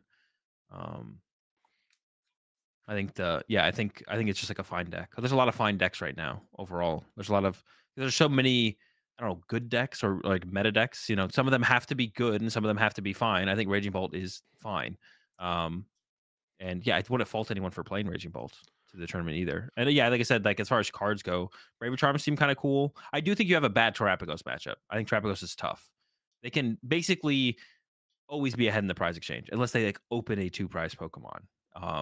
Can always literally be ahead in the prize exchange. So it can be tough to like ever beat them sometimes. It's not impossible. Go second as Raging Bolt for sure in that matchup. Uh, make it harder for them to get that turn one setup. But yeah, Bravery Charms would be an interesting inclusion because like you can play to like I don't know, a smaller board. Once they KO your first Ogre Pawn, if you put two in play, then you Bravery Charm the second one, and then all of a sudden Terapagos starts to run out of ways to actually take those easy two prize knockouts that they're kind of looking for. Speaking of going first slash second, I think that's one of the positives of Raging Bolt is that it is one of the few decks that is really genuinely fine to do either. Like obviously you would rather go first or second in certain matchups, right? But if your opponent wins the flip, you're not going to be too upset with either result most of the time. Yeah, it wouldn't be terrible, but you are looking for like that tempo. Like going second against Charizard, I feel like feels pretty bad as Raging Bolt because they get such a clean setup to be able to respond to your Raging Bolts that it gets kind of tough to ever win the prize trade once the Radzard kind of comes into play at the pace they want it to. Um, Um, Other cards like I think I would consider cutting Briar from yeah, Raging Bolt. I think Iron Bundle seems pretty good in the deck, to be honest, right now as an option. That's something people have played before, and with Night Stretcher, you like have more access to using it again if you want to, which is kind of cool. And then another thing, I don't know that you need like a one prize attacker in the deck right now, like the Sandy Shocks or the Fluttermane. So like I think you could get away without playing a one prize attacker, to be honest, in the deck right now. I feel like the situations maybe still come up enough. One thing that we've seen recently is the Slitherwing that can one hit KO Pheasantipity, which is kind of cool because then it gives you a chance to like be a disruptive to make a disruptive play where you KO Dippity and then play Iono, or it is fighting, so it can also one hit KO Terapagos, which is kind of cool. So I think I would lean towards the Slitherwing over the other options. And I guess like another question would that be: Do you just want to lose to a Mimikyu, or do you want to be able to beat the Mimikyu? That Because is a potential issue, yes. yeah, so those decks would be like Control, Stall, and Gardevoir would be the main decks that would have the Mimikyu. That's like a decent percentage I feel like across the board where it's like you go from basically losing to like having a matchup against them. So Another um thing you could do is play the Dusknoir. That's what the top eight yeah. list in Dortmund did. I don't like that quite as much, but I mean, you're the originator of that idea, Azul. So I kind of like the idea of it. I don't know how it feels like maybe that's just a better way to play the deck just to be on pace. Honestly, I didn't look at their list super hard, but I did see that they actually don't play any gust effects besides a prime catcher and the iron bundle. But they do have the Briar in there and the Dusknoir. So they have like some I don't know, prize reach. I don't even know what you want to call it, but Yeah, I don't know if this is the best way to play Raging Bolt. Like I haven't messed around with Raging Bolt in a little while. The last time I did it was a build like this. Like I said, Bravery Charms do seem kind of decent, but also just drawing prize cards faster doesn't seem bad. And the dust that's literally what the Dustnor does. I think the Dustnor specifically is probably really, really good up against Terrapagos. Because what they like to do is they just like to sit there with their one prize or board and be like, once I, get exactly what I want, I'll start attacking, or you have to take a one prize knockout. And then you take your one prize knockout, and then they initiate the kind of the two prize trade back and forth, and then can kind of take over the game. But with the Dustnor, getting that extra prize card ahead, I feel like can be a pretty big difference in that matchup. So yeah, the Dustar is interesting right now in Raging Bolts, especially alongside Briar, because it allows you to enable Briar more aggressively, which is cool. So I do like the idea of that build right now. We've got Charizard next up. We've already talked about this a little bit. I don't think either of us are like the biggest fans of Charizard in the meta right now. It does feel like it will decrease in play a little bit. I think it just has a hard time against decks that have Dragapult in them, Regidrago and Dragapult itself. But it does do pretty good against the top two decks right here, Terrapagos and Raging Bolts, it feels like. I guess I'm not sure about the Tropicals matchup, but yeah, the Raging Bolt matchup, especially if they don't have Briar, probably feels pretty good. But then once you go up against all the other combo decks, it feels like you're trying to do the same thing as Charizard. They're just better at it. Like the Dragapult Dustnor deck, the Palkia Dustnor deck, Regidrago with like Halucha, like that's always been tough for Charizard as well. It's just been the Regidrago deck. And then like Lugia, it's not a terrible matchup for Charizard, but it's like not like, oh yeah, auto win. It's like probably 50-50 to slightly unfavored against Lugia as Charizard. So yeah, Charizard doesn't have like, I don't know, really great ground to stand on right now. It just kind of feels like the weaker of the combo decks, almost more so than anything. And we're leaning more towards the combo decks. I guess more and more as this meta develops. I didn't really think about it too hard, but then when you kind of like mentioned, yeah, I think we'll probably see it be a little bit lower percentage of a play. And I have like no idea, like as far as like cards to include or not include or anything like that. I have no idea. Because the deck just feels like pretty mid right now. Like it's like another deck that I think is just it's fine, but it's definitely on the way the meta is going. It's definitely on the downswing. I think in terms of like favorability in the meta. I think this one feels a little underplayed right now, and that is Regidrago V Star. It was the most popular deck, the definitive BDIF at Worlds. Yeah. Still did well in Baltimore. And then new format comes out, new toys to play with, kind of falls off a little bit. Is that due to Raging Bolt's rise in popularity? I think the one bad matchup for Regidrago is the Raging Bolt. Or what is this deck just underplayed right now? Should people be considering it quite a bit more than they are? Um, I mean, I would say it's. I guess I feel like it's underplayed, but like, I mean, you can't like make people play things they don't want to play. It's kind of one of those things where yeah, it does feel like it's like a little bit underplayed because I think the deck is super powerful. It's like consistently been a deck that I think is a top deck um for a while, but yeah, I mean, it's still being played. I think everyone respects it too. It's like one of those decks where it's like it's not the most popular deck in the room, and people respect it as one of the top decks. But yeah, it doesn't have like that at Worlds. It's a little bit different for Worlds as well because those are like the majority of the players at the World Championships are more competitive players. The majority of players at a regional championship is less competitive players, right? Just people who are just showing up to play Pokemon TCG, right?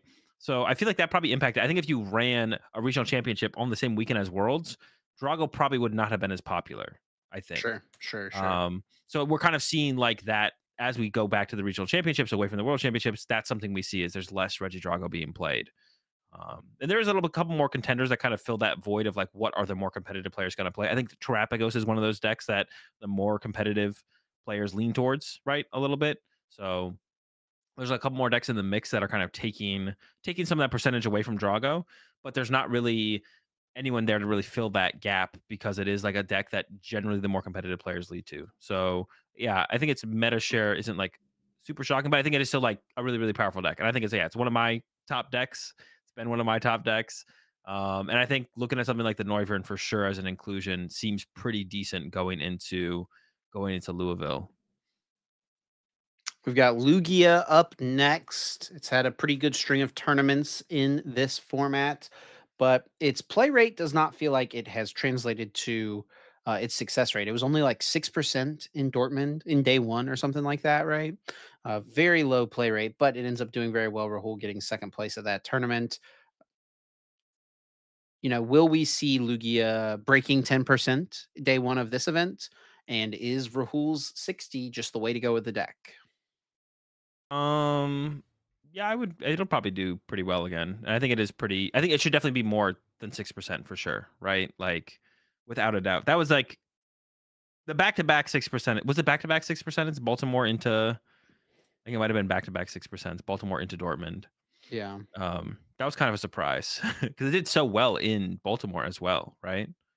Um, yeah, Yeah, yeah, 6.7. it was really good in Balt. Like, look at this conversion rate: 6 day one into 14 day two. Yeah. So I thought that would have been a little bit, but I guess And like also to your point about worlds and regionals level players, I mean, Reggie Drago was still 17% in Baltimore, worth that's true. Yeah, it remembering. was. I forgot that honestly. Yeah, it started to fall off kind of after that with the new format. Yeah. Yeah, I expect Luki to. I would assume be at least like a 10% meta share deck. Like that would be my guess. It should be at least 10% of the meta. I think the deck like there's nothing crazy that's happened between I guess like Dortmund and Louisville coming up this weekend that would make me think Lugia is like a bad play. Like I don't think Mariah like I think Iron Thorns is decently positioned as long as it can actually handle the Terapagos and the Dragapult matchups, but the Dragapult matchup definitely seems tough. Yeah, that one seems Um impossible. but Iron Thorns will never be popular enough to like make Lugia a bad play. It'd be kind of a surprise to have that ever happen. So I think Lugia still seems pretty good. I'd be surprised if it's not 10% of the meta going into Louisville because I feel like we've had enough adjustment time for people to be like, oh wait, Lugia's pretty good. Let's run that. Yeah, I agree. And then yeah, as far as the 60 goes, like Rahul's build is good. The Raikou is actually pretty cool. There's less Pidgeot decks though, probably moving forward, and that's a big reason to play the Raikou. So I'd probably lean away from the I mean, Raikou. Terapagos, Um, some what do you mean? Dragapults still. Just These are hitting the Pidgeot for the decks. Pidgeot. Oh, that's true. Terapagos is still there. I was just thinking about Charizard Dragapult. I was just assuming Charizard was gonna go down. Dragapults are mostly on the Ryuki build, but then you have I bet Terapagos for the Dragapults mix are as 50 well. between Pidgey and the Ryuki build. Okay, I guess like I like the Ryuki build so much. I was Yes. thinking more like 80-20. Like I just think it's by I mean, far the superior way to play the deck. I think it is better too, but I think like Dragapult for this event is kind of like you were saying, like everyone needs their Adjustment event in period. their region or whatever, right? Yeah. We haven't had an event with Dragapult having the new tool, right? So people have got their Dragapult decks with the Pidgeot and the new tool, right? Yeah. That is fair. I want to go through that cycle of actually playing the decks. So I bet it's like 50-50 Ryuki build, Pidgeot, Dragapult. That's my thoughts. That's probably fair. So at that point, maybe keeping the Raikou is correct. But yeah, you can't go wrong with like a 2-2 Chinchino as well, which is what we saw Yurko play to win Joinville. That's what Kieran played as well to get second at Baltimore. And then also, I think like the Wellspring, the Water Pond is pretty good right now, which is something that Yurko played over in Joinville. I don't know how I feel about like the Thornton. And then the ball count is interesting as well. Two great two nests, but no Squawkabilly. I was kind of liking the Squawkabilly when I was playing with Rahul's list, to be honest. But the water pond specifically, I feel like is pretty decent right now. Being able to take advantage of the kind of lack of Manaphy, to be honest. Like you look at Giovanni's list with Trapghost, no Manaphy. Being able to KO like double Hoot Hoot or something like that, or even just a fan rotom in the active and a Duskull or a Hoot Hoot off the bench. It's a pretty good turn from the water pond. And then you still have hands to potentially get like another two off a small Pokemon later on. So yeah, the water pond seems pretty good right now, and we're kind of in a situation right now where it's like I don't by the time Louisville comes around, what would force people to put Manaphy into their lists? Like us right now, is everyone going to play Manaphy? Because I just said water pond's pretty good. Probably not. So I don't know. Water pond is probably a pretty good play in Lugia at Louisville, but like Yeah. the Dragapults and the Trapagoses could eventually end up with Manaphy back in their list, which I think they would probably do if every Lugia player played water pond. I actually like the idea of water pond a lot as well, and I like playing cards like that to a major tournament that just like give you a chance to win a game that you wouldn't have won otherwise, right? Like the fact that you have Sob in the deck can just give you it can buy you a turn and get you a chance to win a game that you wouldn't have been able to win otherwise, right? Yeah, you also do have that the Sob cheese that you can hit 'em with. I think it was For sure. JW talked about it during the Miraidon run at the beginning of last season, right? Where people were talking about like which free retreater should you play. And he talked about it with the Flying Pikachu V. Like Flying Pikachu V was better for like several reasons, but one of the things was like it had the Thunder Shock attack. And Yeah. it's like a game that you have a 0% chance of winning. You now have a 50-50 chance of winning to just give you that one more turn to get like more energy and play for Raichu or whatever it is, right? Yeah. Yeah. Definitely. So yeah, you can get that little cheese in there as well. So yeah, I think Lugia's pretty well positioned. You got some options: the Raikou, the Pawn, maybe all of it. Just put it all in there. Get it all in there. Probably would definitely play two Mezagozas though, because Temple of Sinnoh was probably going to be in the probably going to be decently high, decently played in decks to counter Lugia. Not really a strong counter to Terapagos, but like the Drago decks will play it no matter what. Probably will play their Sinnoh. We've got Dragapult DX next. We did already talk about this a little bit. You're very heavy onto the Ryuki build, the Shintaro builds, just straight Dragapult Dusknoir, no Pidgeot. I think I would tend to agree that it's like it does end up working out. It's so weird playing that deck because like if it's really good at getting to that first Dragapult, and if that first Dragapult doesn't get dealt with, you have time to like reestablish, right? Yeah, But if that first Dragapult gets dealt with, you're kind a of little scary. scrambling. It's pretty scary. Yeah. But there's only really two matchups that can do that, right? Well, I guess with all the Dragapult stuff, a lot of decks can just like return KOU. Actually, there's one card that I had been playing in my like first Dragapult build I built in this format was EXP Share, which was actually like I kind of put it in there because I was like, well, I don't know, more energy recovery, like recursion, whatever. And it was actually pretty good, specifically up against the Raging Bolt matchup. It like gave you the extra Dragapult to work with. I don't know if it's like necessary to include right now, but we are talking about Raging Ball and Lugia being two pretty popular decks, and those are the decks that can actually do that, right? The Chinchino and the Raging Ball's one hits. So EXP Show would maybe be something to experiment around with a little bit. We actually saw the list from Mateus, who got top 8 at who just got top 8 at Lima, was playing the Mela and the Crispin, so a little bit of extra energy recovery. And then I'm pretty sure Galaz also was playing a Mela, if I remember correctly. Mateus wasn't on stream, but Galaz was, and I'm almost positive we saw a Mela in Galaz's build, but it didn't ever actually come up. So like that would be something to experiment around with a little bit. Would be second Crispin, Mela, or like I mentioned, the EXP share, which you have so much access to through the Arvins, can be pretty nice as well. The next one up, we've got Iron Thorns. And I guess when we talk about these decks, do you want to just group Iron Thorns, Snorlax, and Pidgeot kind of all together at the same time? They are like 7, 8, 9, or 7, 8, and 10 on the playlist anyway. Just alternate win con decks. I guess of the three, which do you like the best right now? Iron Thorns, Snorlax, Pidgeot. Probably Thorns. Yeah, I like Thorns. Okay, so I have a little bit of a hang up with Thorns. I don't know if you can. The Dragon Ball matchup is tough if you're not teching for it, and if you tech for it, I still don't know how good it is. Like I'm Yeah. under tested with that, so that's where I'd be like, if you can tech for it. Now, the other one I'm gonna have a little bit of hang up on is Terapagos. I don't think you need to be able to beat both, but I think you need to have like a solidly favorable matchup against one of them. Not both. You don't need to beat both, but if you can get a solidly favorable matchup against Terapagos or Dragapult, because prior to those decks kind of popping up and getting a ton of popularity, I thought Thorns was really good. And I predicted Thorns to be like a really good play going into Louisville. But now all of a sudden Dragapult's here and Terapagos is here in a big way. So you have to be able to contend with one of those. Otherwise, I think Iron Thorns is like a pretty meh play. So tech cards to consider would be stuff like, I don't know, Fan of Waves seems pretty good against both decks. Penny specifically against Buddy, Dragapult. that card has not been in the format for a year. What is the other card called? Fan. What's the fan? The tool card. Oh, handheld fan. Handheld fan. Handheld fan seems pretty good against both. Terapagos only has 4 double turbos. They only do 220. Most people they have Dusknoirs. A lot of people play the Vitality Band. Penny as well as like a card like Penny plus handheld fan against Dragapult is kind of cool.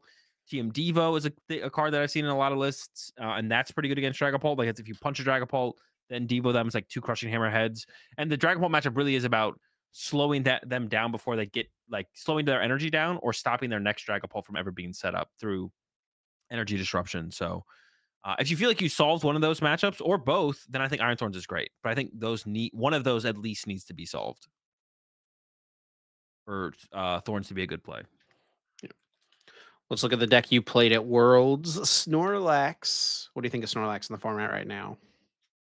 Um, I don't know. I put a lot of value on having like a fine Lugia matchup, so I think Snorlax is pretty bad, and I don't like the idea of teching for Lugia. Yeah, so I'm not a Because huge even if fan you of do, Snorlax. you probably still lose. It's still unfavorable, yes. So the Lugia player has to play decently well, but like, yeah, it's unfavorable if they play well. And then Pidgeot control for one of for the last of the alternate win con decks. That one you have to like. I feel like you have to put so much time into that deck to like actually know if it's good or bad or what. I, Like, I I just have feel like no we investment. I don't feel like either of us right now can provide anything to someone who wants to play Pidgeot control. They know more than we do at this They point know more for sure. than we Yeah. do for sure. I mean, I wouldn't. I would say don't pick it up last minute. Like, don't do that. You don't want to Yeah. do that to yourself. But yeah, the Pidgeot control players know more than we do at this point, or I would hope so. Like, if you're geared up to play that deck, because I don't know anything. I know nothing. And then the last one to talk about here, I think, if we're just looking at kind of the top 10 right now, based on results in the format so far, would be Palkia. Um, and there's kind of a couple things here, right? There's the Palkia Terapagos deck. You already said you weren't a big fan of that. I think the Yeah, main one is going to be this Palkia Dusknoir deck, which for these first couple tournaments has felt like kind of a rogue off meta choice. But I think it's kind of solidified itself as like a solid deck in the meta right now. yeah, and I think like play rate wise, it's had a ton of success, right? We saw and like yeah, what is the percentage that people are playing this deck at? Like 1%. Yeah. So we had Grafton lose in asymmetrical at Baltimore. Then at Dortmund, we had top four from Stefan. So and when I played the deck feels super powerful. Like it feels like it is the best of the Dustnor combo decks at doing the combo thing, the turn two combo stuff, because you get to pair it with Radiant Greninja. So not only do I get to go pop a Dustnor turn two to KO a Pokemon, I'm also going to Radiant Greninja your two Hoot Hoots or your two Duskulls or something like that, right? So yeah, that deck feels really good to me. I'm a big fan of the uh, Palkia Dustnor deck. Big fan of it, and I think it's like. Yeah, it's like a deck no one's worrying about. No one's trying to tech for Palkia Dusknor. Maybe if people are trying to like build their decks around beating Dusknor in general, it is going to take some collateral there. And it feels like the list is like not solved, but like I mean, everyone had a really good starting point to work off of after Stefan got top four, and then even looking at, I think it was one card off of the list that Grafton played at Baltimore, if I'm not mistaken. It was like minus Rotom plus Irida or something like that. So there's been like a really good point to like reference for this deck for a little while. And I expect it to do decently well. Also, the Greninja X is super sick in there. It's just like a ton of fun to play, and it's like insanely powerful when you use it too. Like your opponent can't, like no deck can really answer Greninja EX in the situations that you utilize it. So yeah, huge fan of this deck personally. Yeah, this is one I could definitely see like overperforming compared to play rates. Or I guess Yeah, adequately performing would maybe be the way to say it at the tournament. This is a deck as well, like don't pick this up right now, right? Like this is a deck I feel like you got to put some time in to learn the lines and everything. yeah, there definitely is some stuff that is you would need want a little bit extra understanding of the nuances of the deck for sure. All right, Azul. Well, I think those are the main decks. Do you want to talk about any of the other ones real quick? Anything else in this top, like, 15 to 20 decks that you just want to mention? Um, Shout out I real quick. I do like the idea of Miraidon. And Guardio's the other one I mentioned. Like I think Turbo Guardio's the way to go, but like I'm not confident in it, but I like the idea of Miraidon a lot just because like I feel like Iron Hands is actually really strong right now. A lot of decks are doing their cheesy Duskull combo plays. If you have a bunch of two prize in play and you're drawing two prize cards with your Iron Hands, I don't know. I feel like you're putting yourself in a pretty good spot overall. So I feel like the format feels like it's getting better for Miraidon. Um, Raging Bolt feels like a tough matchup for Miraidon. that one is tough. That one is tough. But yeah, that one has always been like a tough one. But like overall, it feels like I guess it doesn't maybe feel it's okay terrible. now because you can play Area Zero Miraidon. Like that'd be the way to play it right now, right? Yeah, And yeah. like So you do get the Raikou Raikou one hits on can the get there if they bench enough stuff, right? yeah, but I think I still give them the edge. But yeah, it is not as bad as it was. That's for sure. Because you just go wide and go for one hits, and kind of match them in that potentially. But that's like kind of my yeah, that deck feels it's like one of the decks where it's like I definitely haven't put enough thought or time into it, but the thought and time I had put into it, I'm like, "Ooh, this actually doesn't seem that bad right now."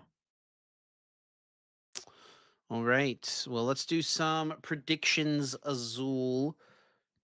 We don't know exactly how many people are going to be in this tournament. I think it's going to be a little bit smaller compared to some of the other regionals we'll have this year in North America. Um, but yeah, let's get it going here. Starting off with how many Duskull are there going to be in Top Cut? So this includes asymmetrical cut.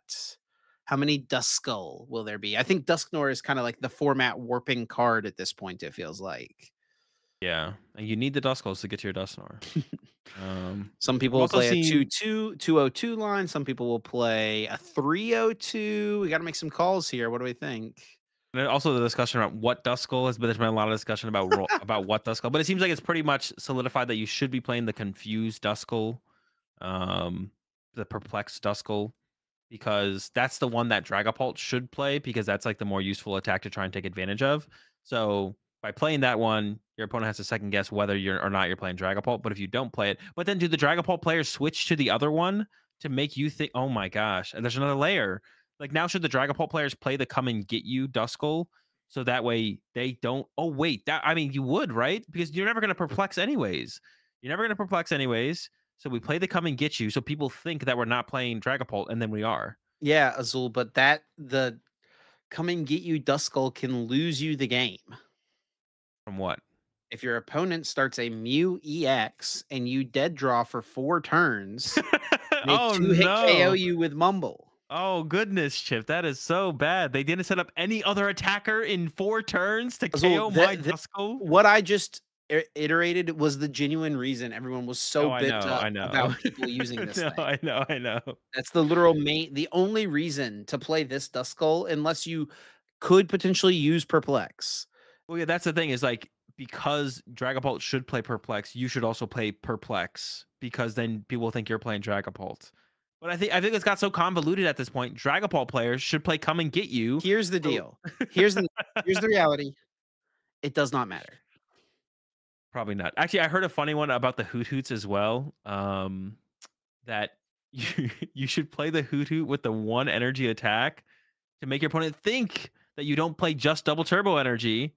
Um, Instead of the Hoot Hoot with the 2 energy attack, which is the one you could potentially utilize with only double turbos Do if you're playing a Terapagos deck with only double do turbos. you think about these things when you're playing the game and you see what hoot hoot your opponent benches? No, Okay. I haven't never thought that hard about. No, no, Do you I don't think think so. anyone thinks that hard about it? I'm sure someone does, or they at least no, maybe not. I don't know, to be honest. I wouldn't notice, to be honest. If my opponent flipped over the stand Sentry Hoot Hoot, I wouldn't think about it that hard, to be honest. No, I would go read the I don't ability. I know. forgot what the ability It's a does. basic Pokemon with an It's got an ability. ability. It's I got an feel ability. like Okay. one of That's a my bad favorite example. one of my favorite things that ever happened with something like this, a basic Pokemon with an ability. I had a friend at a League Cup one time who was playing Zoroark with all special energies, and the opponent put a Xurkitree GX in play, which has an ability that says it can't be damaged by Pokemon that have special energies. Um, he didn't play a lot, so he didn't wasn't super up with the meta, didn't know exactly what this card did. He picks it up, reads it, puts it back down, bloodthirsty eyes to bring up the Xurkitree using Lycanroc's ability to bring it up and attacks into it for nothing. He was What reading did he read? He the picked up attacks, the the basic GX attack. Pokemon with the ability, dude. A basic Pokemon with an ability. Like, we gotta read that thing. What are You we gotta read doing? the ability. Yeah. Read the whole thing, not just the resistance and the weakness. Or But maybe it like, was. Maybe it was just making sure it was weak to fighting. Like what did he read that made him think I need to go after that? Like the rumbling Lightning wires. GX. Discard the top card of your opponent's deck. It could be anything, even your best card. Gotta get I rid of actually that. have Can't have that happen. I have a funny story about rumbling wires on this card. So I played this card in Pikarom, an expanded Pikarom. I think it was Greensboro Regionals, and I played against Peter Kika at that tournament, who was playing Night March. Do you remember this tournament at all? Yeah, I do. And what he was playing? Yep. Night March with Lucario GX. literally just in there so he could KO Pikarom and also coincidentally KO Xurkitree. But as it stood, Xurkitree was still like my best attacker in the matchup. I tried to go after his Riolus and just rumbling wires, try to discard stuff. He and I both forgot about discarding the top card of the deck multiple times and like broke the game state and had to get a judge involved 2 times to fix the game state for us. Do you have how many Riolo did he have? Was it just 1 or 2? It was like a 2-2 line, I'm pretty sure, or a 2-1 line, something like that. I That's bet I could look it that's up. that's gross, that's gross. It was annoying. I think we Yeah. tied. I actually don't remember. Did you feel because that's all for anyone who doesn't know, Peter only plays Night March and Expanded. Back Did were then, you yeah. yeah, were you feeling confident going into the matchup? Well, it's funny, it's because Or it's going into the this. match? No, not at all, dude. He had the hard Well, counter card. did you know about it before? That's what I mean, like, you sat down, Yeah, you're like, yeah, yeah, "Oh, yeah. Peter playing Night March. I have my Xurkitree for this exact moment." No, I did know about his his stuff. He and I have played 2 times in tournament, and another funny one that happened was at Collinsville Regionals. I was playing Mega Ray, he was playing Night March. I was playing Toad Karen in my list, for Mega Ray, and he had Ranger, I think, in his deck for that tournament. So it was like a kind of interesting back and forth one. But in our very first game, he goes first and he benched all 4 of his Joltik. And they were just in play. And like they would always KO my Lightning Weak Pokemon super easily with no Night Marchers in the discard pile. Very few Night Marchers in the discard pile. Broken. The Joltik Swarm. Anyway, enough about Chip's trip down memory lane. He did play a Wait, 2-1 Lucario, by the way. I just pulled it up. what were we talking about before? We had something we were talking about something. We're talking about I mean, oh, the Duskull's in top 8. optimal basic Oh, sure. Pokemon because I there's a mean, you basic should Pokemon ability. oh, but this is, like, the next level to it, 'cause it's not even the optimal for you. It's like, how do I trick my opponent into thinking I play something I don't play optimal? Which it is still optimal. I mean, I personally, if I sat across from my opponent, if I knew that, if I had that information, I would play the most optimal basic for that. But if I sat across from my opponent and they flipped over Hoot Hoot A over Hoot Hoot B, I probably wouldn't make that connection immediately, to be honest. So your tech advantage or your Hoot Hoot choice would be lost on me. You're not getting any kind of advantage out of me because I am too stupid to think about which one is better in the scenario. Checkmate. It's like the Arthur meme where it's like, That can't stop me. I can't read. yeah, Yeah. this Hoot Hoot won't trick me because I don't care. Oh man, that's one of Grant's favorite memes. So Duskulls in top Yeah, 8 how many in Duskulls will there asymmetrical be in cut. Top Cut? It's a tough one. There could be a lot. There could be a lot, or there could be a decent amount. I don't think it's going to be a little. Yeah. I'm gonna go with 9. Most decks play 3. Wait, I'm going with they play 2 in the Ryuki Dragapult. So I'm going with 11. That's a pretty big change. 9 to 11, and I'm going with 12, which is the number I was thinking of. It was gonna be funnier when you said 9 if I was going all the way up to 12, but 11 to 12 is less cool. All right, highest placing Golden Go. We didn't actually even talk about Golden Go that much, but it had a decent run in Dortmund. The deck is Yep. honestly, it doesn't seem that bad if you think about like its matchups. The deck functions pretty well.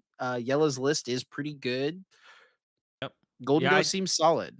I did finally play with it a little bit today. Yellow 60. The only thing I think I would change would I would cut a Cypher Maniac for an Iono. But besides that, it felt like really, really good.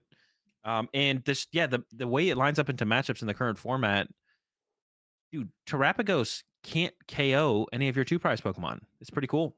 Yeah, that matchup felt pretty good. Like, obviously, if they go first and have like a really good turn 2, you might be in trouble, but the deck feels pretty good right now. Yeah, I don't know. It felt pretty good across the board against most of your matchups. The Greninja option with the Canceling Cologne, everything kind of comes together really, really, really nicely. So it's definitely not like a broken deck.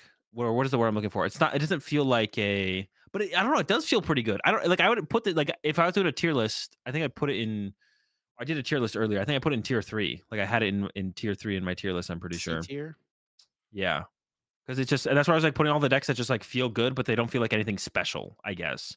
And it doesn't feel like anything special, but it feels good. Yeah, I don't know. Did you have any S tier decks? No, I just had like tier 1, 2, 3, 4, 5. Um, and I kind of memed on it a little bit. Raging Ball probably should have been one tier up from where I put it. I put it in tier 4, but it should probably be tier 3. Okay, Yeah. disrespectful. But I think actually after talking about this a little bit more with you and kind of I think Charizard should probably be in tier 4 to be honest. I think it should maybe be like a tier lower. And I've been saying Charizard feels pretty mid for a little while too, but I don't know. After you just discussing a little bit more with you here on this on the podcast here, it feels Yeah, it just doesn't feel good right now. yeah, it just feels super mid, like super mid. Yeah, and maybe something changes with Surging Sparks or the meta changes that makes it feel better, but yeah, for this tournament for Louisville, I'm not feeling super confident about Charizard. Yeah, Now, me neither. I guess here's one question before we finish our prediction. If you're someone, because I'm sure this is happening for someone listening to this podcast that's going to Louisville this weekend that has been planning for a month to play Charizard, and they're hearing us talk about how we don't feel like it's super good right now, what do you say to that person? You still play Charizard because yeah, we're just trying to give ourselves the best chance, and that's gonna be what you're most comfortable with. And also, you want to complete your process. Like if that's what you've been prepping with the last couple of weeks, you want to go through the full process and see where you end up with putting in the preparation. And it's more about it is a little bit about how you finish, but it's more about how you felt throughout the tournament run. Like if every time your opponent flips over their active Pokemon, you're like, oh, I know how to play this matchup with my deck, and then you feel really comfortable about your sequencing and your game plan choices and just your overall play. That should end up being a win for you if that's how you walk away from the tournament. Is every time you see your opponent flip over their active, you look at your hand, you're like, oh, I'm up against Raging Bolts, so I'm going to play this for this and that for that, and you just feel super confident and comfortable. That's what you want to feel like playing the tournament, right? So if you can still walk away from the tournament feeling like that, that should be your goal, or that should be the goal of what you want to walk away from it feeling like. Yeah, we're not seemingly the biggest fans of Charizard right now, but it's still a good deck, right? Like it's still Charizard. Like you're not playing Ancient Box. Don't worry, you'll be all right. Highest place in Golden Go Azul, what do you think? I'm going to give it a top 32 finish. I think that's about as far as it goes, though. I'm gonna give it top 16. I'm gonna give it top Okay. 16. Like the deck felt pretty good. I was very surprised by like how it felt, and then the biggest thing is like I would go up against all these meta decks. I wouldn't say Golden goes a meta deck, and it'd be like, nope, we have a good game plan. This seems like a fine matchup. All right, let's play through it. Let's go through it, and we end up with some wins. Like yeah, So is this a top 16 like a natural top 16, or is this a make it into asymmetrical cut but lose an asymmetrical cut? I don't think they're making asymmetrical cut unless Yellow shows up, and then we got probably a top 4 on our hands. But I don't think Yellow's going to Louisville. And speaking of people who've been having great tournament runs recently, this would be kind of a fun one here.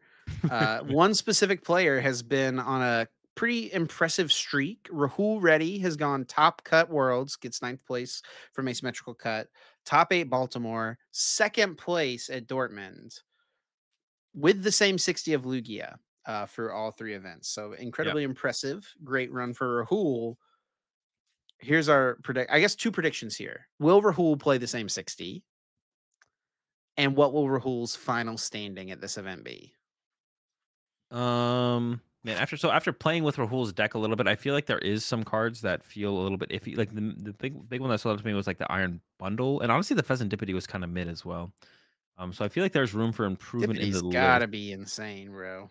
It's just awkward because like your bench, like usually the thing is like you usually get everything you need off gift anyways, and then sometimes your bench space doesn't allow for you to put it in play like ahead of their Iono.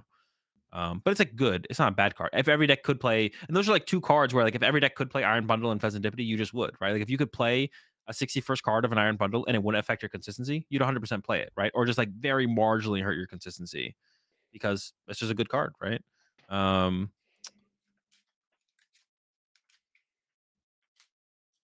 if he But I don't want to say for sure that he should change the list either, though, because like I'm not like like those are like things that I felt like were the weakest cards in the deck when I played it. But I don't know if they should actually be changed. So I don't want to say my prediction was going to be if he changes the list, he'll get top 8 at least.